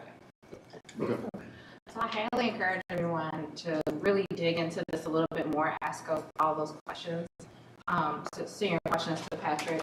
But then I think, Holly, if there are things that we missed or things that you're like, it seems like this is the thing the board is really really not understanding, if we could get a little bit more guidance, that'd be super helpful. Because I know you mentioned earlier, and I don't want to belabor the point, you mentioned that FAC is actually recommended that we increase the policy. FORC. So I also do want to know like how that factors into this. We didn't talk a lot about that tonight, but that would be my key message. If they have recommendations for how they get there, I'd love to hear those. Yeah. It's one thing to say we'd love to have Right. preserve, but I'd love to hear in light of the forecast we deserve. Is how we actually get there. Yeah. All right. Thank you guys. Thank you. And calm safely, hopefully this storm. I'm also wondering, I'm just thinking out loud, question. I'm not trying to keep you up. If there is an appetite, I guess is the best word for me to say this.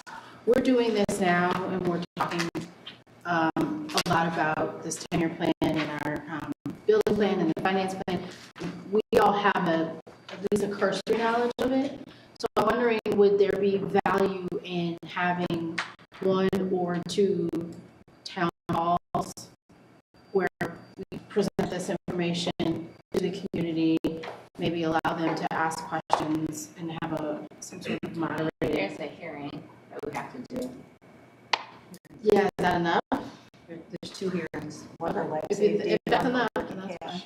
fine. Okay. Yeah, it's up to you guys, but certainly there is the public forum. It's noticed. Yes. My goal is making sure that we bring the community along with these financial decisions that we are making that impact that.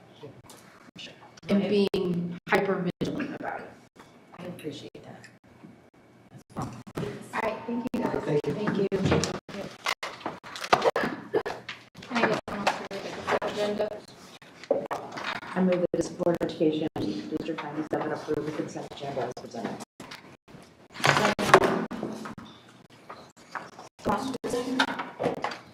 That was consent agenda? Yes. Sorry, yes. Perez? Yes. Carney? Yes. Spurlock? Yes. Kim is absent. Per Johnson? Yes. Ford? Yes. Motion carries. All right. Discussion action items 8.1, 2026, 2027 district insurance rate recommendation. Yes, so we have Natasha coming up. And this is just a follow-up from our last board meeting regarding the recommendation regarding district insurance rates. Also, Crystal is also joining her. You should never let Crystal.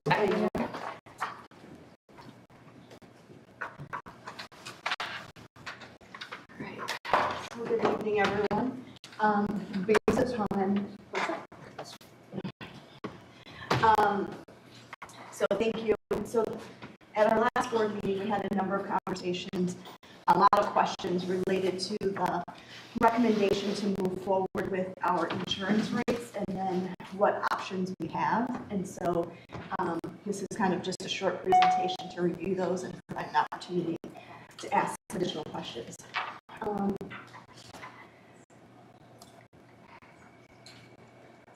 So one thing that we wanted to identify is that the members of the committee do span from across our district and the employee group so that we have voices on the team. And so these are just some of the people that are on the team. So this year, every year when we go through, we review what legislative updates are and how it impacts our plans. So this year, we had over 20 legislative updates that impacted our rates.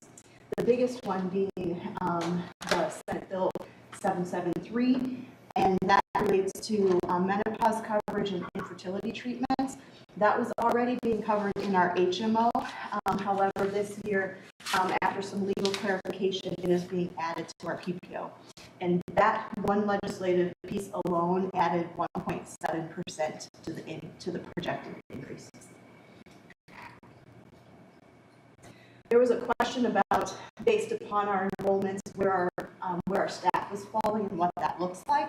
And so this is a breakdown. We do cover about 730 members through our almost 1,100 member staff. So more than half. But these are the breakdowns: who's on PPO, how many are on high deductible plan, and then how many are on HMO. You can see that a majority of our staff are already taking HMO. There was also a question about what are the rates that the district is paying in regard to the different staff groups. And so these are the percentages that the staff, that the district pays on behalf of the staff member that's enrolled.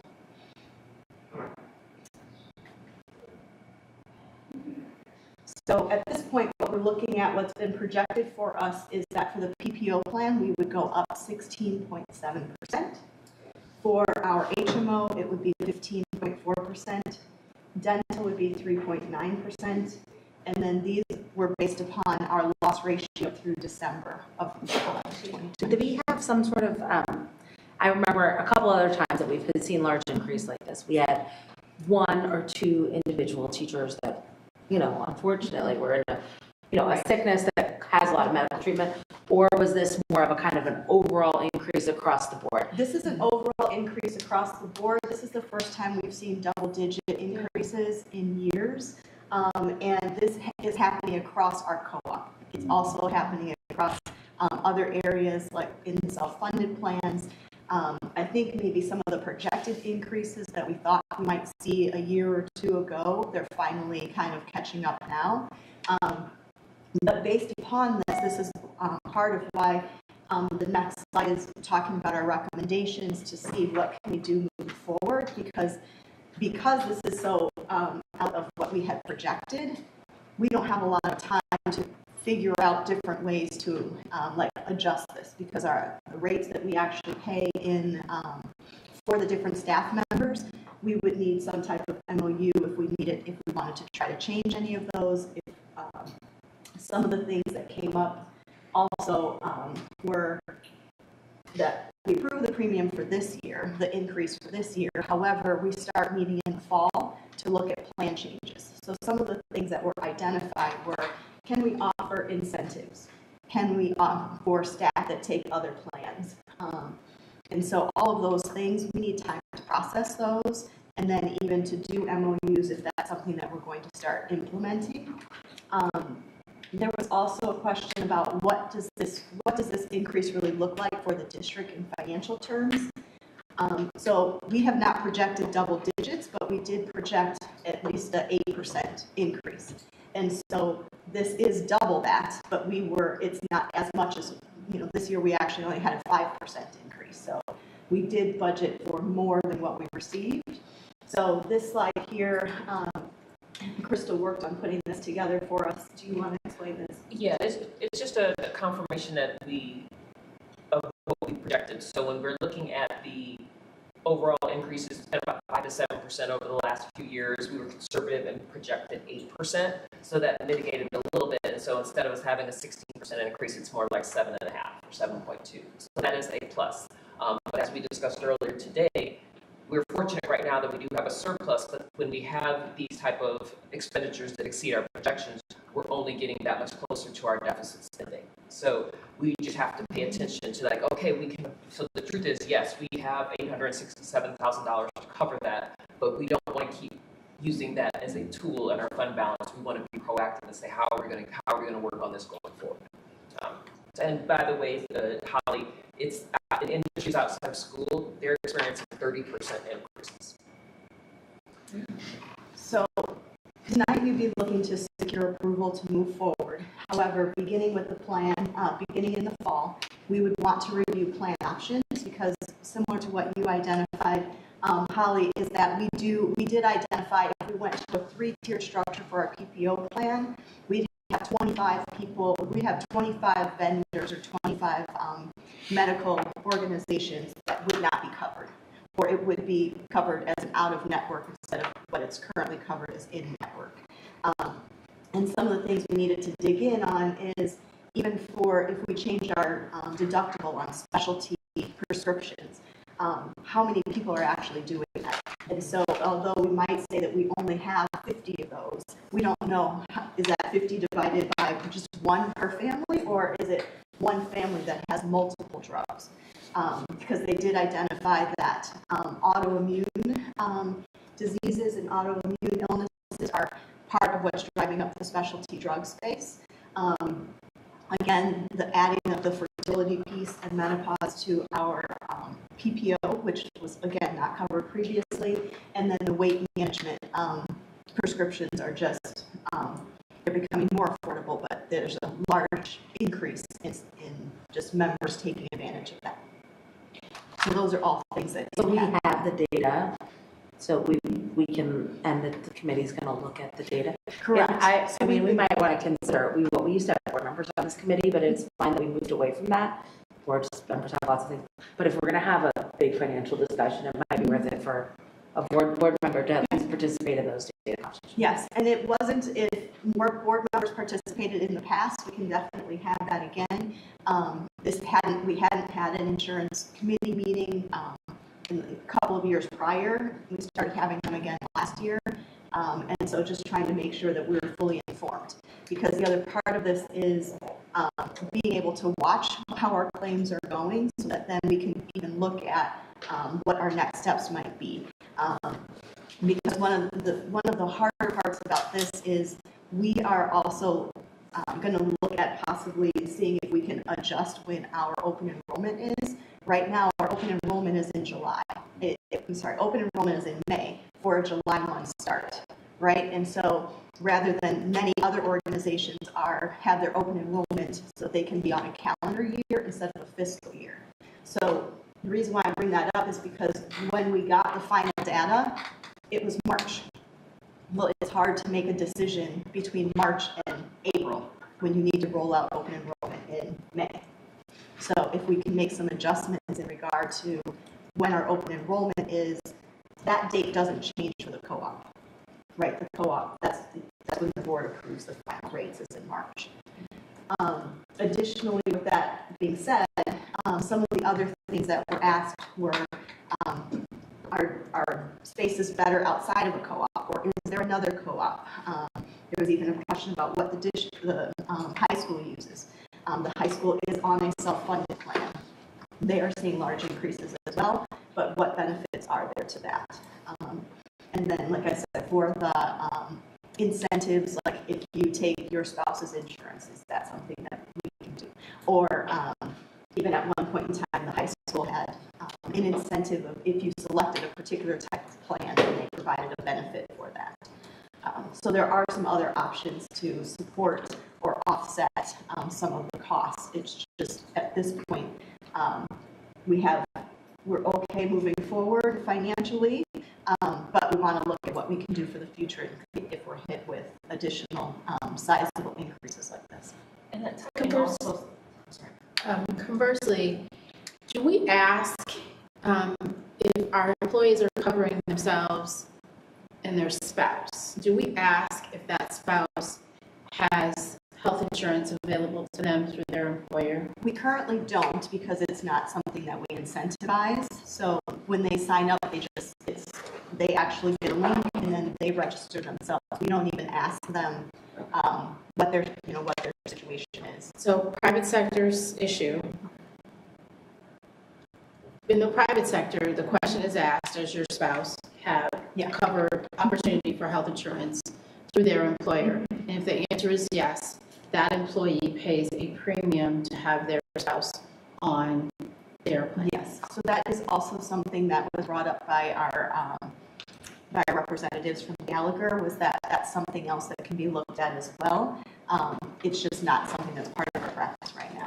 But those are all options as well, is to say, we will give you this amount if you go onto this other policy, or if you are insuring extra people. It was they gave an example of like $500 cost share or something like that. Okay, thank you.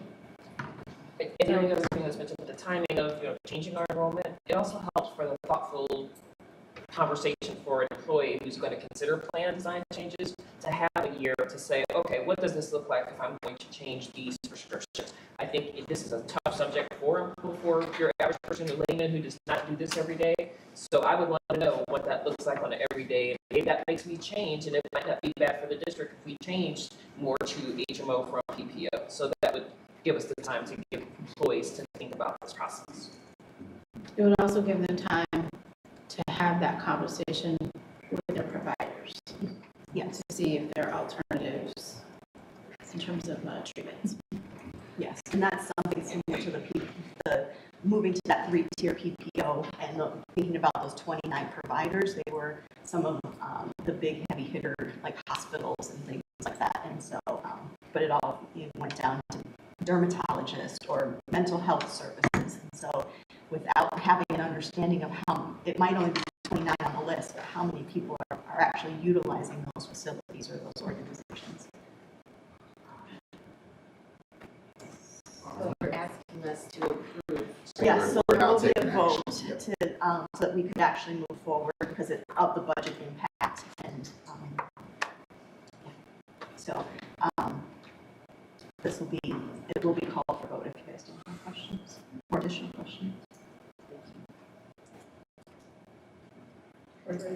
I'm gonna say, anybody have any questions? Okay. Can I get someone to read the motion? I move that the Board of Education Oversight Elementary School District 97 approve the insurance rates as presented for the 2026-2027 school year. Second. Kurt Johnson, Yes. Washington, Yes. Sproul, Yes. Ella, Yes. Perez, Yes. Ken is absent, Conley. Yes. Thank you, ladies. Thank you. Next up, annual I don't think audit we finding presentation. Okay, all right. Party. You get to stay.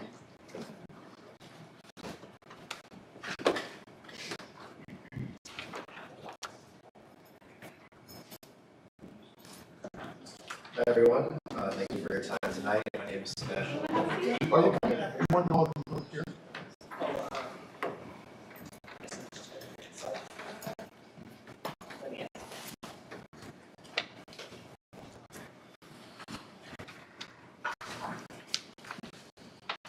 Do you want to indicate the check? No, that's fine. Hi. Does anyone need an extra copy? Does everyone have theirs with them?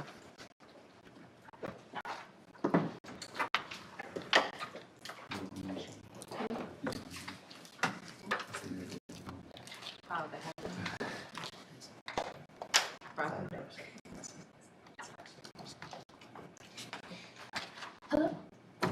So we won't keep this any longer. We have the pleasure of Baker Tilly being here to go over our findings. We have Sebastian Dabrowski here to do our review and answer any questions you may have. So we'll go ahead and get started. Thanks, Crystal. So I'm just going to go over the reports high level. The previous presentations were pretty comprehensive and for projecting numbers. And before I get into the reports that we issued, I first want to thank Crystal and Torrance for all the hard work that they put into the audit. Nobody looks forward to an audit. Crystal had just started with the district, right? As we were starting the audit, But they did a great job of preparing everything for us and responding to our requests and doing that on top of their day-to-day responsibilities. So it's greatly appreciated. So I'll start off with the reporting and insights letter. So the other reports are based on the district's financial information. This letter is a direct communication from us as the auditors to the governing body. It outlines the scope of the audit, our responsibilities for the audit, management's responsibilities for the audit, and if there are any internal control matters or financial statement findings, those are also documented in here. During interim field work, we come out and we do internal control walkthroughs over the district's key transaction cycles, so accounts payable, payroll, financial reporting, just to see if there's any operational concerns where we want to apply additional audit procedures to. Those are documented in here, and they are fairly consistent with fiscal year 24 results, but also with improvements, particularly in the area for correcting identified audit adjustments.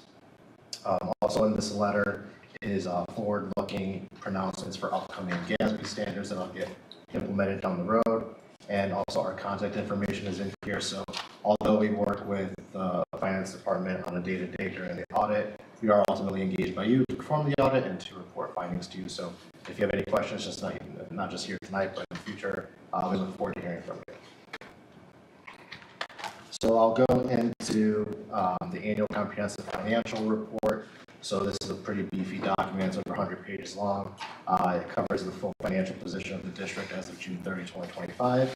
But at the beginning, there is a summarization with the management's discussion and analysis. I highly encourage reading through that. It gives you a high-level overview of what went on during the year in narrative format with comparisons to the prior year. It's kind of like the Cliff Notes version of the report. And then also at the front is our opinion letter. So it's an unmodified opinion, which is the highest level of assurance that we can provide over the district's information. Basically means anybody can pick up the report and rely on the information within as they assess the financial health of the district.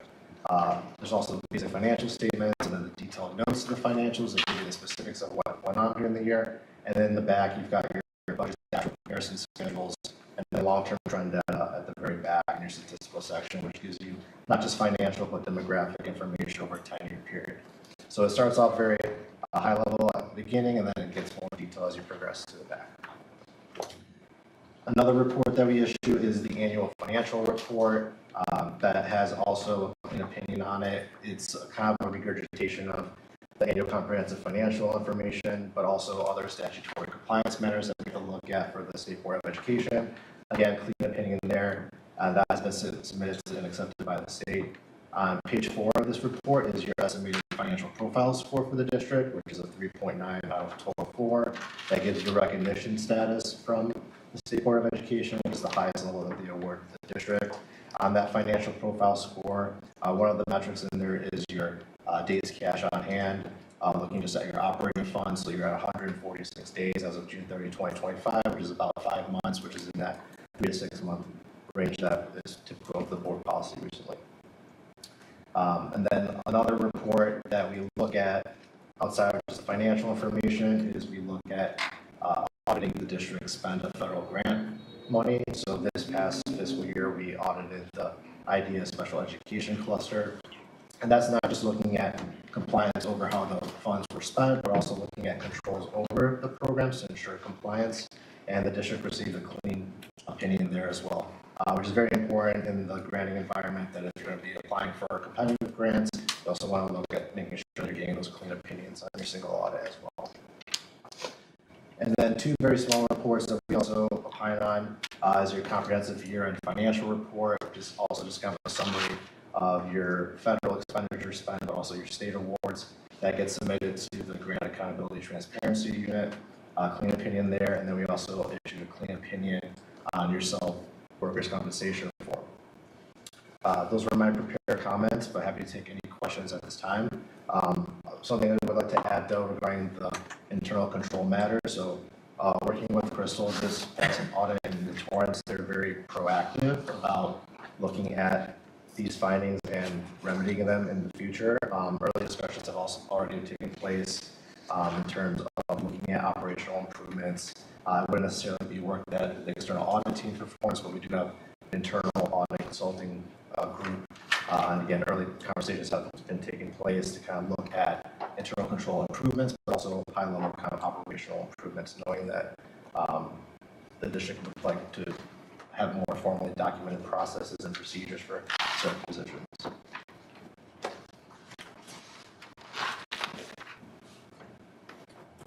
I just had a question actually for Crystal and or Torrance, which is related to the internal control matters that you flagged. It sounds like you've already started to work on some of them. I'm just wondering, are these all things we think make sense, we intend to do, or sort of what's the general kind of feeling about the different recommendations made here? Yes, so two things. I also want to echo and say big thanks to Torrance. Torrance has been amazing. This process, he's been here, he's been steady the whole time, so thank you, Torrance. With that said, there are a number of items that continue to be on the audit from year to year that are the same. And so we want to take some time to actually have some one-on-one work with the consultant that Sebastian just mentioned and have some really tangible processes of how we're going to fix them. Under our structure is very unique, and there is a challenge in some of the responsibilities, checks and balances, oversight, because we have so many responsibilities spread out through so many departments. That's a challenge. So instead of just getting those items year to year saying we're not meeting them, we're going to take the time to look at, with the structure that we have in place, let's address it. Let's do that. Let's figure out how we can have, from when an employee becomes an employee to when they are going to payroll, to when we're doing general ledger type items, all those things, making sure that we are following the procedures that are best practice. And when we don't have the ability to do the very best we can because of the personnel or the structure, then we have something in place. Like, for example, positive pay is an external way of the double check. So we can't have what we need with our current, structure in place. Then we have an outside source that makes sure that we are checking ourselves. So yes, to answer your question, definitely we would like to improve this. We're going to work hard and get something documented so that whoever follows me can actually see what's happening and continue this. But more importantly, that we feel confident, I feel confident telling the board that we have all the best measures in place. Thank you. And I should say kudos on getting that 3.9 out of 4 and the highest distinction. That's great. We are happy to have it.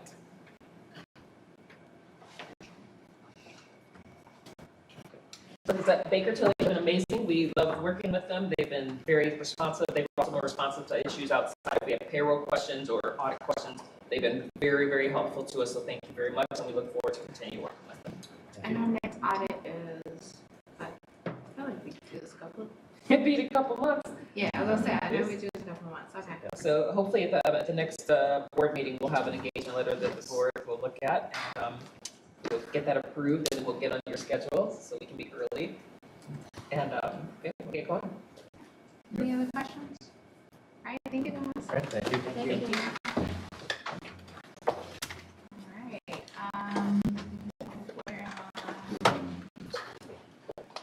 Julian Middle School roof bid. Not quite too sorry. So we have a memo and the bid from Michael.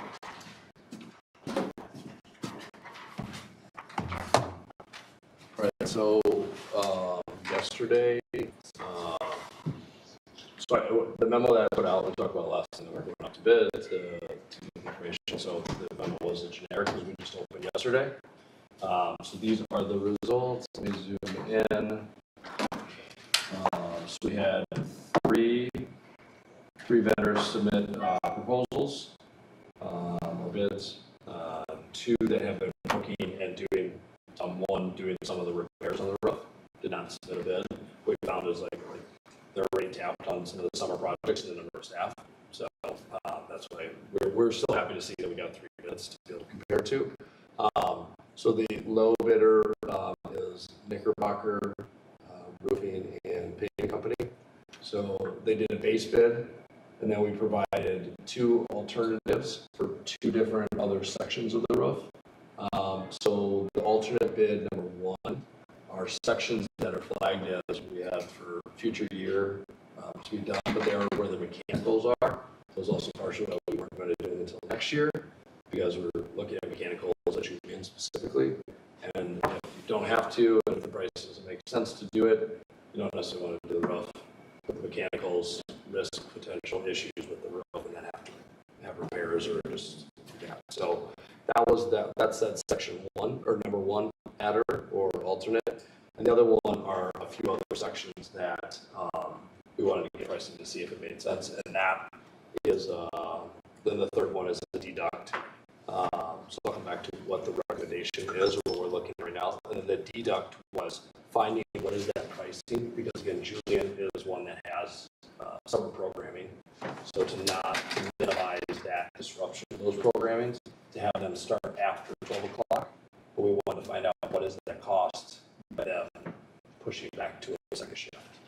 So, what was the budget amount for this part of the roof?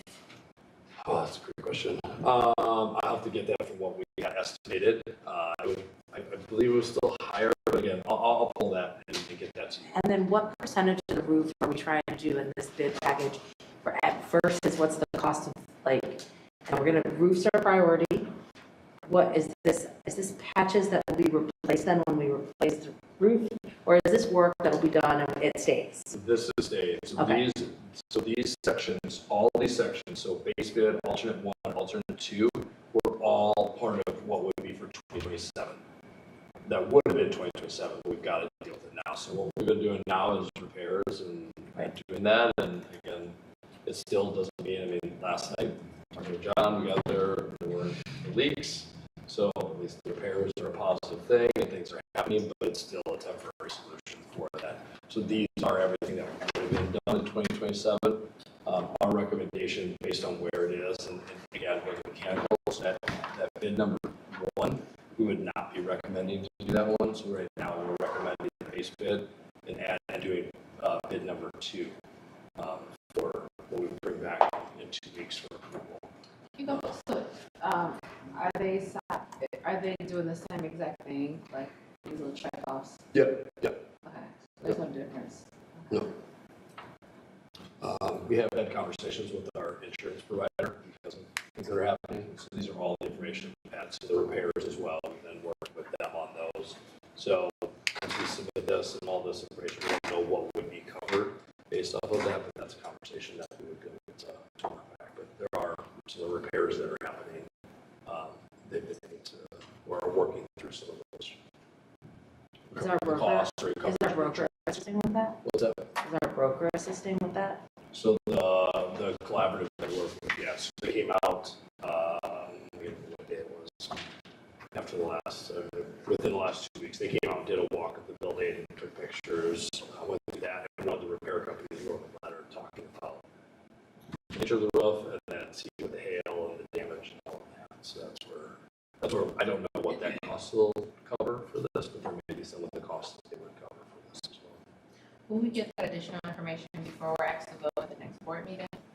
Like what it covers and what it does cover? I don't know how much, I don't know if we'd have the insurance, like what they would be willing to cover at the next board meeting. These are budgeted numbers though. I'll get the answer for what was allocated based on the master facility plan. We don't have a 5% escalator because that would have been escalated in for 2027, so we're pulling that back at least.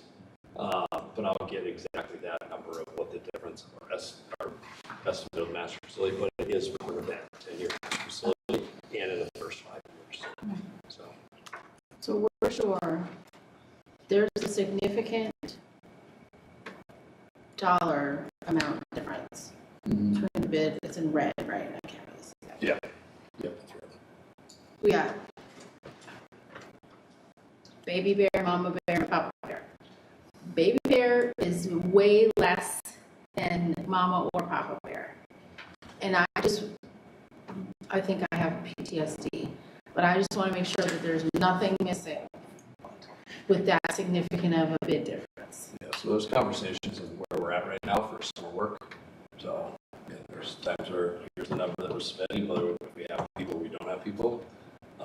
So sometimes we can throw a number, and again, I'm not saying that is, but they don't have the staff. But if that's a low number and they're willing to do it for that, they reallocate resources. But those are all. I mean, I talked to John about this. Knickerbocker is like reputable. He's worked with them before. DCG. So this company, like they're doing one of our other. They're doing Brooks, but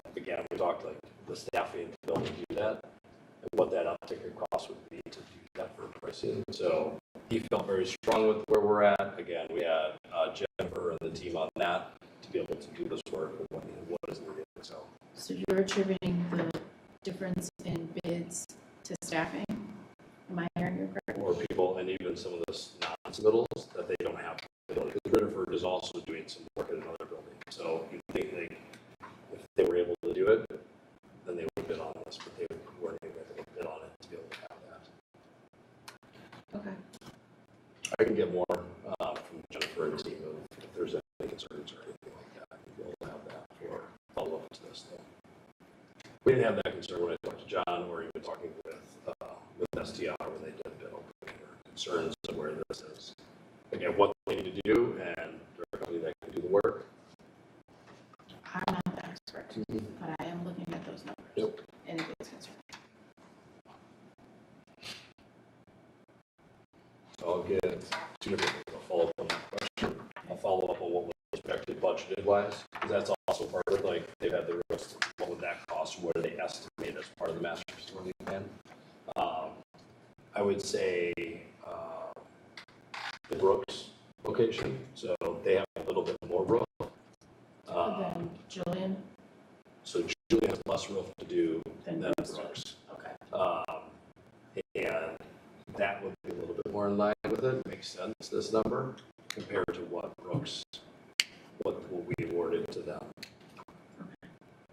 And I do recall the last meeting, you said there were going to be conversations about, I know last meetings have been shifted from Brooks to Julian, but now Julian's having this roof done. Have those conversations. Yeah. All right. Any additional questions? Thank you, Mike. Yep. All right, so we'll come back in 2 weeks, but I'll follow up with an update on those two. Thank you. All right, 9.3, contracts exceeding $25,000, sorry. Responsible classroom professional development. So Michelle is not here tonight, so I am following up after Michael. So we are. We don't have access. You don't have access. Yeah, we know. It was in the Friday thing. I can give you, I can share it. I can share. I have it from Friday. I just was trying to click on this link.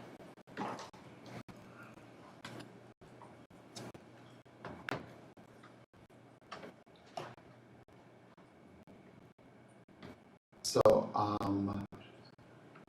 pretty much following up, we had a presentation a couple of board meetings ago regarding Michelle KPO, our Director of Student Wellness, kind of did an update on social emotional learning across the district. And she kind of talked about K-5. We're moving towards restorative, responsive classroom. And so this is in response to that. We're actually working with a consultant that's actually working in all of our schools, working with our teachers and getting our teachers trained in response to classroom. And so this is a proposal that's working with a second group of our teachers across the district. So we started with our admin, started with a small group of teachers, and now we're working with a bigger group of our teachers in getting them trained in response to classrooms. Now, just to give a little background information, this actually came out of just listening to a group of our teachers across the district and administrators regarding what is our approach towards really creating a safe and welcoming environment for our students. And so we looked at CHAMPS, we looked at PBIS, and we looked at restorative classroom as a committee, a group of different teachers, administrators, and everyone. And we voted on responsive classroom.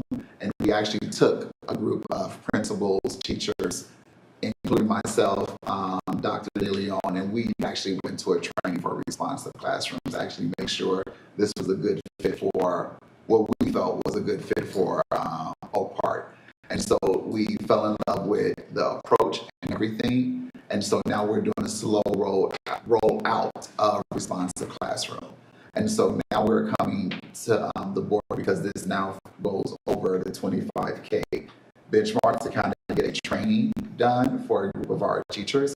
And some of this will be coming out of title funds. So it's not coming all out of local funds. And so we will be doing an installment of different trainings over the next 2 years to make sure all K1, 2, 3, 4, 5 teachers are trained in our K5, and then we will be doing a slow rollout in middle school.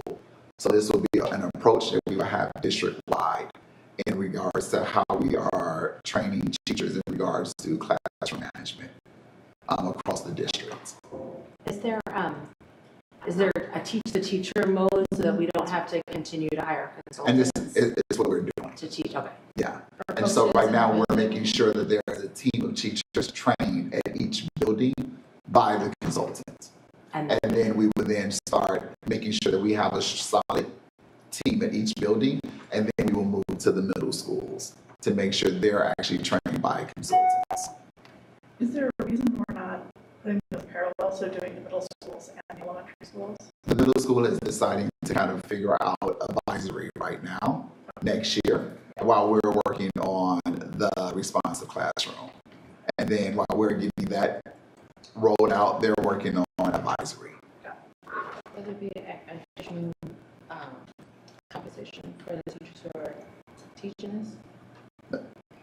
And then, but when we decide to do it for the middle school, it will, because we will have to pay the consultant to come out and train.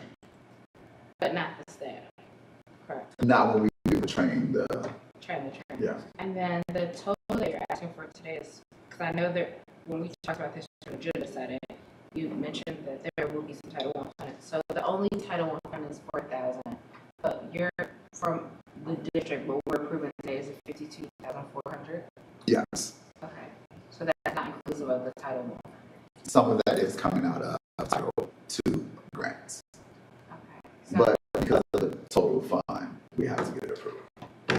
So do you have the, I'm trying to figure out, how do I figure this out? So is it, The breakdown is right here. So some of that is coming out of the district. So core instruction, some grants, and then individual based on the group of teachers from each campus. So this is just the total. right, so I'm just, like, minus all the stuff that we have, like, what's the new ask? What's the additional amount that we're asking? The total ask is the 52. Okay. And 4,000 of that is Title I? Yes. Title II. Title II. So the table that's there, Just gives you a breakdown. the total schools budget isn't the total of by through Whittier. You add by Whittier, et cetera, after total schools budget. So that's a breakdown of that 24. But 24 plus 10 plus 4 is 38. You're asking for 52. Right, that's what I'm trying to get the number that would be asked, like, maybe, what? I might just have to look at the numbers. So I apologize, I might have to update the 17 of it is coming from Title II. 17 is coming from Title II. So the number is 52,400. The total is, 17. so the total is correct. The 52 is correct. I just got to fix, 13 more. I just got to fix the breakdown, and I will update that. But the total amount is correct. Ideally, how many responsive classroom experts, coaches, whatever you want to call them, leaders, will you have at each building? So the team at each building, we're looking to have a team of around 8 to 9 at each building. And that's a combination of That's a combination of like teachers. admin, teacher, instructional coach, and a few staff teachers. And then another question I had from an agenda setting was like, how will we know that this is effective, and like, will there be a survey of either students, teachers, so we know like we're invested in this and it's actually working? That's a collective of all of that. So we're looking at our Swiss data, our behavior data, and then also surveys. So all of that combined will kind of give us a picture of this is actually working. So this is for the remainder of this school year, I want to say fiscal. This year and the following year, and we'll be actually like tracking to see is it's actually working. And also doing observations too to kind of see, because we also got to give the teachers a little bit of time to get comfortable with the model, because it's also a lot of different components that go along with the model. So it's some training, coaching. We also want to make sure that's being reflected in like our discipline data, student survey data, because we can also track it in Panorama on all of that data. I guess I'm just wondering, when will the board see updates to say like, we did this, it's working, or it's not working? We can start giving that kind of updates next year. Okay. Yeah. Like before Christmas next year, or? Yeah. Okay. They kind of just start saying we're starting to see some trends within observations, within some of the data reflected, but it will take a little bit of time before we can actually say we started off before we implemented responsive classroom to like now that we know that this is actually like working. Okay. I know that we got a book for advisories in the middle school.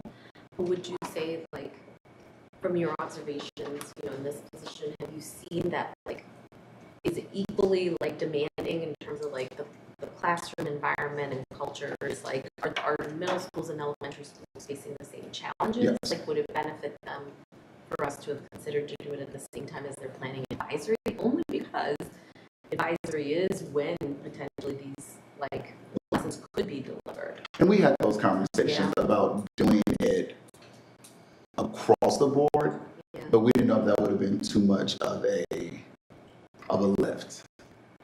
Yeah, that's a good wonder. I think, like, only because, like, what it looks like right now is, like, it's about, like, your approach to building relationships with students and families.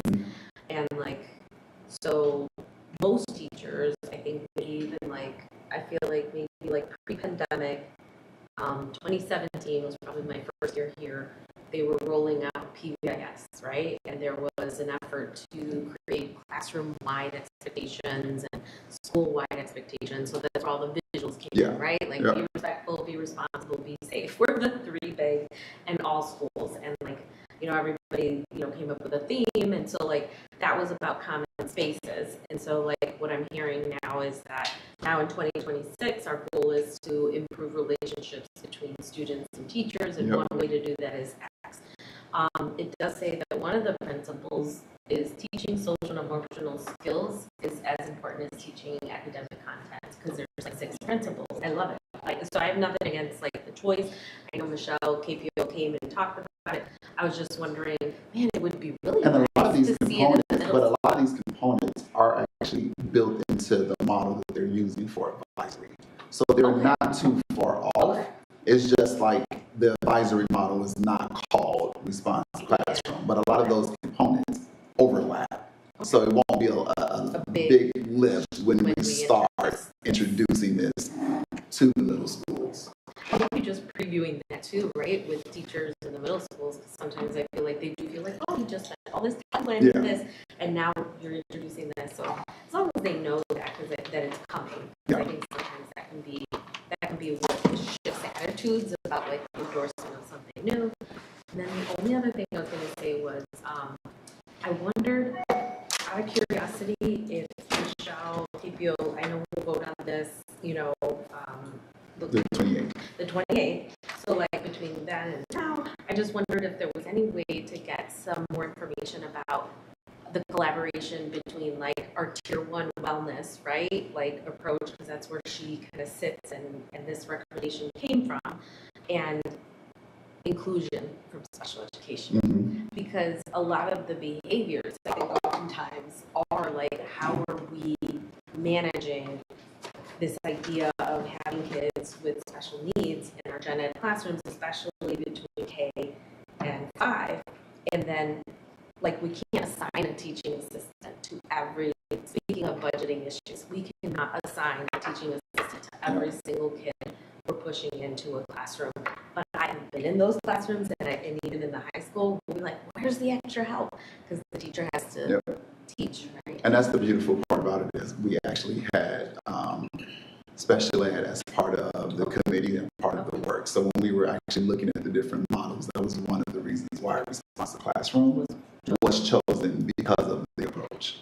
And because we also had like representatives from the student service department as part of the committee. So. All right, any other questions? All right, for remarks? I have a quick remark in response to some of the comments that have been made in public comment and also elsewhere about a technology audit. We came out of the pandemic having ramped up technology rightly so very quickly and impressively to make sure that all of our students had access. And I don't think we really had a chance after that to like really take a pause and see how are we using it, where is it impactful. Technology is a tool. It's, you know, it can be harmful, it can be helpful, just like a pencil can be. So I think it makes sense to actually coming off of, you know, that ramp up to actually thoughtfully take a moment to look at where and how we're using it and make sure the communication, because we do have a lot of very helpful tools for parents. I was just double checking on the website. There's a lot of tools for how to set this up at home, how, you know, what's being used. So if we can do better communication on what some of those pieces are, especially for new parents coming in, I think it'd be really helpful. I actually like the idea, I don't know if it's possible, if there's capacity to get that detail, but like, what are the things that absolutely we need students on Chromebooks, or what are some of the things that we can go back to a workbook? It was kind of funny today. My daughter was like, I've never like had a textbook. She was like, I've had a workbook, but I've never had like a textbook that was like mine. I was like, do you want a textbook? But I think to that point, like, we're really not seeing kids with like textbooks, which may be great for their backs, but I think that dependency on the Chromebook and making sure that it's charged and disruptions to the classroom, I think it would be helpful to get an idea of like, how much are we using it? What are our policies on that? So she mentioned the policy, and I was like, I don't even know what our policy is. Like, do we have something on maximum use of technology, and when is it appropriate and when is it not appropriate to be used? I would second some of those. Sorry, were you done? I couldn't see you. I was done. I would third. I guess I agree with the things that I'm hearing, and one of the experiences from an elementary standpoint, knowing that I still have elementary school kiddos, is I still remember thinking like I've blocked all these sites. I've tried. I will say like there's so many different circles of conversations. I hope that during the audit, if there is an opportunity to have like parents of kids with special needs would say like, please don't take this away, right? Versus like parents of kids with like maybe, a child with ADHD that's impulsive might say like, get this out of my home, right? To like high functioning kids that are like coding, in their spare time. So it's going to be a very interesting conversation. I don't, as a family, we don't own technology on top of like what's assigned to, the kids. And I remember thinking like, yeah, we would be kind of lost in some of those in some experiences. But then I go back to like paper, right? Like here are your books. These are the things we have. But that's also not sustainable. So there's like pros and cons to everything. I look forward to having that conversation. I think the only other topic that I've heard families talk about is like, does this at all, this tech audit, could it potentially also integrate a conversation about the use of AI? For some reason, that is a hot topic at high school, and I just wondered if that was coming up in middle schools. I don't have a middle schooler yet, so I don't know. It is. It's coming up. It is, because they can't take home summatives anymore because the teachers, at least a couple teachers are saying you can't take them home anymore, we're getting too many AI developed, responses. ChatGPT. Yeah. So they have to do it in class. Yeah. I just want to give a shout out to Patrick. I don't know how he does it on top of having a 90-hour work week and kiddos at home to be in school and to finish your dissertation. Defend it, but that's the most important stuff. Yeah, I was gonna say that's a big stuff. So just kudos to you because you haven't missed a beat with us. You're answering emails over the weekend. I think you butted on me at 7 o'clock yesterday. I'm not sure, but I was just like, come home, just be with your family, stop working. So just thank you for your continued commitment to this district on top of all the other things that you do, because I'm tired just thinking about this that you do. So thank you so much for your continued leadership. And congratulations. Thank you. I appreciate that. Doctoral candidate, so it's a big deal. will be telling Dr. Robinson. We'll have a cake, no fruit. Did you hear that, Felicia? No fruit. No fruit. Cake, no fruit. Felicia, you go crazy for cake if you didn't know. So I no fruit.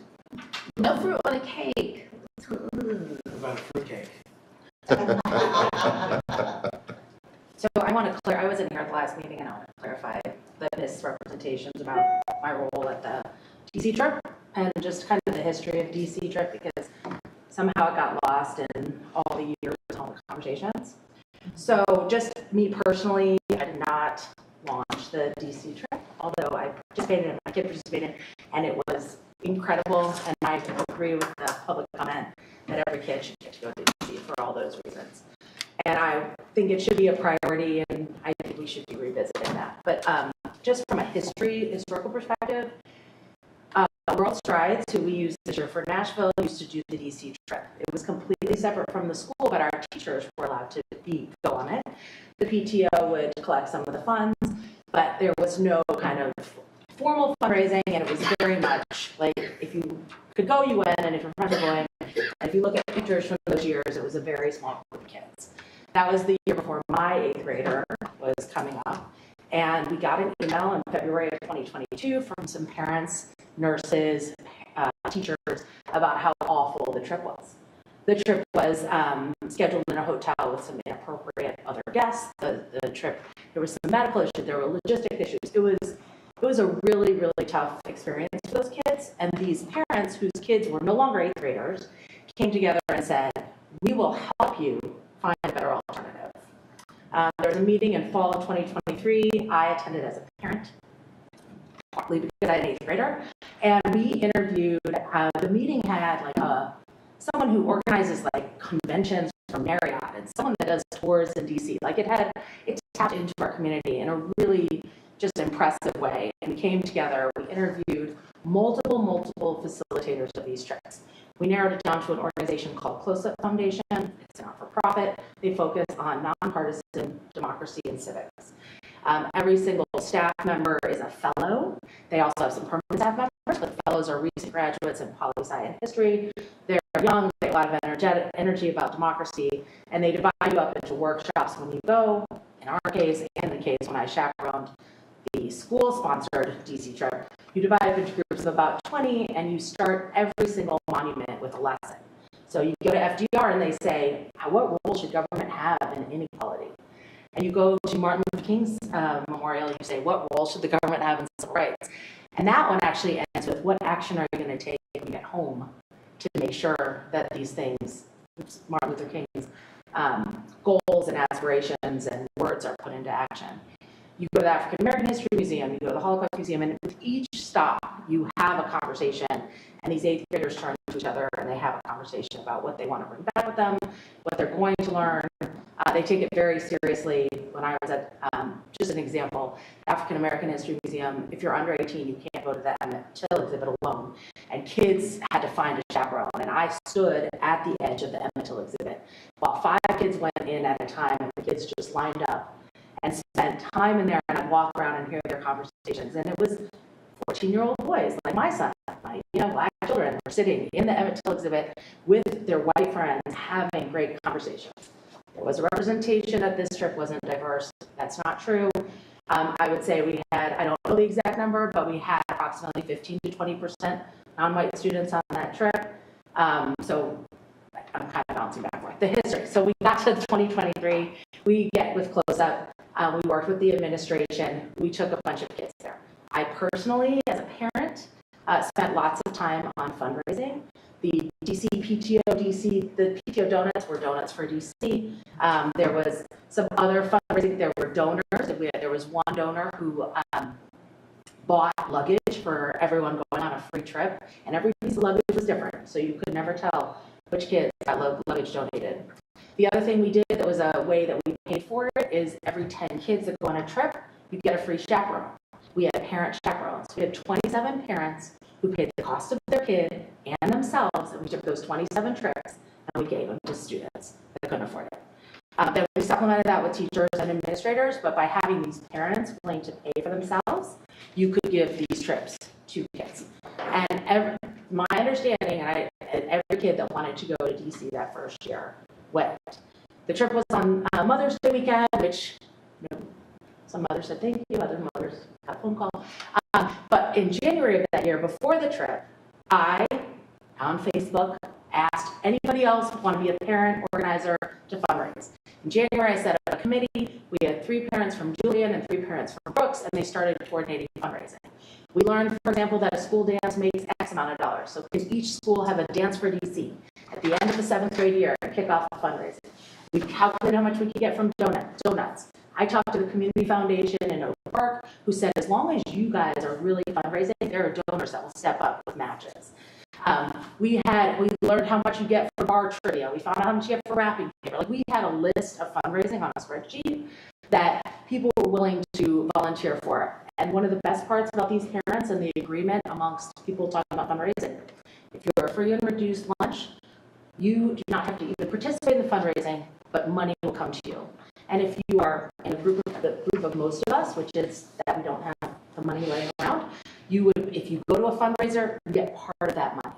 And we had all kinds of other ways to make sure that parents who couldn't participate but needed it would get it. I mean, we were really trying to be comprehensive. I don't know the details of what happened to all that work. My kid graduated. I didn't have an 8th grader that year. I found out they were still going to DC. There were some changes to the program, and when we came back to the board, the cost was significantly more to get all the kids that wanted to go. One of the reasons is we didn't have parent chaperones anymore, so we lost those 27 free trips. When you don't have parent chaperones, not only do you not get the free trips, but then you have to pay the teacher for the overnight, and you have to increase your costs in that way. And the swing ended up creating, a concern. Is this really sustainable? The next year, the district came with the proposal for St. Louis, which went through Springfield, which means we can use Title I funds. And creatively trying to solve the question of how do we make this more accessible to everyone in light of the increase in cost with some changes to the program. Fast forward to, and I don't remember if I voted yes or no for St. Louis. I know I spoke out against it. I remember being very adamant about DC. But when it came down to it, I don't know if I said, I'll give this a try. I just don't remember.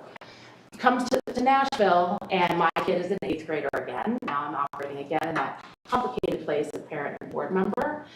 And I didn't agree with the Nashville trip as a board member, and I didn't want to send my kid on it. I thought, and certain reasons, and I asked about them at the board table. This is for everyone. What are we going to do with kids on a bus for 10 hours? Are we really sure we want to put them on a bus in the middle of the night and then have them keep going? What about the bus? Nashville. My kid asked me if we were going to see, like, the guy who started the KKK. Like, I wasn't comfortable with Nashville from a values perspective. I thought that the ideas that the district came up with were really good. I thought they were trying to find interesting things. I loved the African American Music Museum. I thought some of the stops were going to be, it's great to go on a trip with your friends and go to a beautiful place. And more important than anything is that they do have a good time and learn something. After I voted against it, I got a call from another parent who had sent their kid with my first kid and had sent their second kid. And they said, Ascension is doing a trip with Close Up. And the reason they're doing a trip with Close Up is because the woman at Ascension who organized it went on the Close Up trip herself. And she really wanted to bring her kids back. We asked what date. People were confused about the date. They had already picked the date, and it was in conflict with our date, but if we were going to join their trip, we had to join their trip. So I started talking to them, and they said, do you want to do this? I was hoping to sway us to DC. I was hoping the district would do that, but they wouldn't. So I chose as a parent to join that trip. That trip was open to everyone. I posted on the Facebook Brooks 2026 graduate page. If you want it, come, I'll send you a PowerPoint. Every time I sent the PowerPoint out and invited them to the parent meeting, I said, send this to everyone you know. I had another friend posted on the Julian Facebook page. Send this to everyone you know. Everyone is included. Anyone can come. This is the parent meeting, but it is not school sanctioned in that we're not having teachers. We're not going to be able to provide the same kind of, if you are concerned with your kid traveling with parents that they don't know, there won't be someone from the school. And so it's parent chaperone. In the end, the cost, I know that was an issue, the cost of Nashville was $1,092, I think.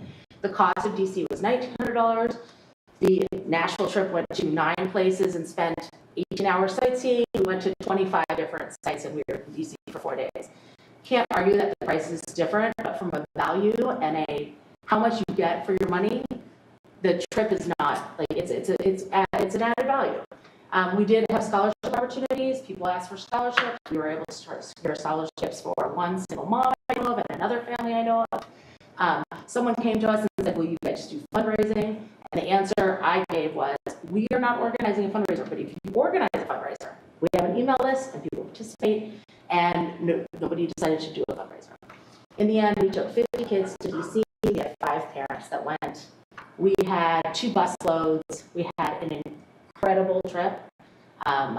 These kids got to do all the things you should do in DC in 4 days. Everyone should get it. We met with Danny Davis. He stayed with us for 45 minutes and told us his whole career, and then took selfies with all of our kids. We met with a staffer from Tammy Duckworth. We had fantastic conversations about all aspects of things that are happening now, focused on democracy, not politics. And our kids were engaged. Like, we even said at the end of every day, what do you guys think we got? We'd be like, we got 90-10 today. We got 80-20 today. I mean, more than you could get from 8th graders otherwise. So that was my role in this trip. I'm a big believer that we should be finding something that is really educationally impactful, sustainable financially, and that we should be really committed to everyone getting to go on a trip like that. A couple things I will say. I took 50 kids. The first time I went, I was on the trip with like 350. Those are different trips. They're at the district. Managing a district-wide trip is a big undertaking. It's very different than 50. We were able to do things that are more difficult, and I think that there's some considerations about whether or not you break it up a little bit from number of people. I really think bringing back parent chaperones is important from a financial standpoint. And overall, I just think that there's the strong interest in having everyone go to DC is also not really limited to DC necessarily. I heard someone talk about Philadelphia, which has some real important historical context. I'm talking about Boston. I would prefer DC, but I do think that there's a difference also, though, in St. Louis and Nashville and Philadelphia and Boston from a historical perspective and what you can see and what you can experience. So I think I cleared everything up, but if I missed anything, I'm happy to talk about it. Overall, I told our kids in Nashville that I did hear they had a good time. There was some ice on the roads, but that happens. That's life. And I did hear they had a good time. I saw some pictures from some of Madden's friends. We did hear that there might have been a little bit of tension with the kids. I am not aware of that. And I asked my kids specifically, and they said that their friends were like, who's going where? And it was and then they came back and talked about it. So I don't know how much of that was adults versus kids, but in the end, this all happened before I went, and while I was gone, I wanted to clear up. Thank you. Does anybody have any questions? All right. Well, hopefully, if you think of anything, those people watching on YouTube, if you have any questions, Holly's always been like, call me, I'll talk to anybody. I commend her for that. So this concludes the board's remarks. We're going to move on to committee reports. Starting off with Beck, Gavin, and Becky. Well, we talked quite a bit about that today, so nothing beyond that. FORC, Lena and Holly. Similarly, I know you guys are meeting on Monday, right? They're meeting on Monday. Okay, you guys are meeting on Monday, all right. Sustainability case, Gavin and Nancy. Nothing since our last meeting. Policy committee, Becky and Holly. We turned in, we both submitted feedback, I think, on the recent policy changes. I think that might need to come on an agenda soon. Did you submit it? I did. Yeah, I think I resend it. It's been busy. Okay, so I missed. CCC, last, Nancy. Jumping to that last meeting, so the only heads up I have is that they are working on calculating our new and updated contribution costs. Thank you. Council of Government, so we had a really fruitful conversation about improving the coverage and engagement with our local media. There were a number of concerns about the interactions with our local media and a seemingly reluctancy to engage, and how we can like improve those relationships. So we can focus on the great things that are happening at D97, D200, the township, and beyond. We also talked about opportunities to create a community calendar. I think we've been talking about this since KJ was in kindergarten, and now he is a freshman. But the village is committed to having a shared calendar so that if we're having something, the G200 will love to be invited. So as we're thinking about those community events that are important to us, so blast off to kindergarten, they would love to be there because it is a continuation. So as as you guys are hearing about community events that are happening for D97, if you want to make sure that you shoot those either to me or to the D200 township or library, they want to come to our events and they would love to have us attend their events as well. So I'll get a follow-up on where we are with that calendar. We were just like, what's on top of our heads? And I was like, blast off to kindergarten, and I could think about the other things. But as we're thinking about those type of things, we want to have representation.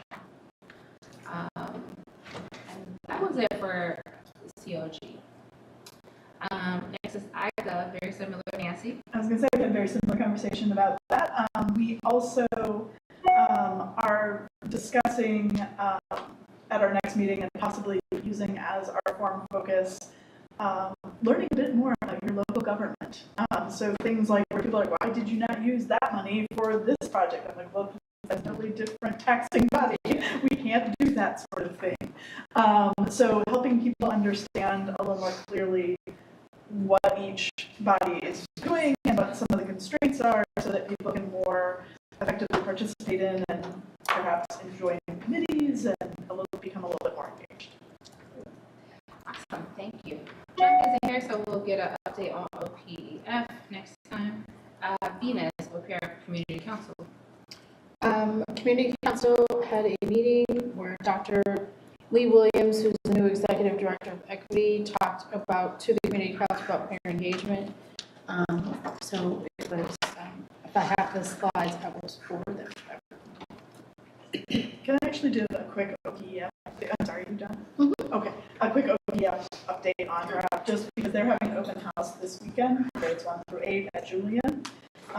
It is always a fun and exciting open house for them, with lots of activities for kids. They are also awarding the, I'm going to totally, I was Mangala Stazak? Yes. I think I'm saying that right. Award to Jenny Rhea, well deserved, at the end of the event. So show up at Julian this weekend.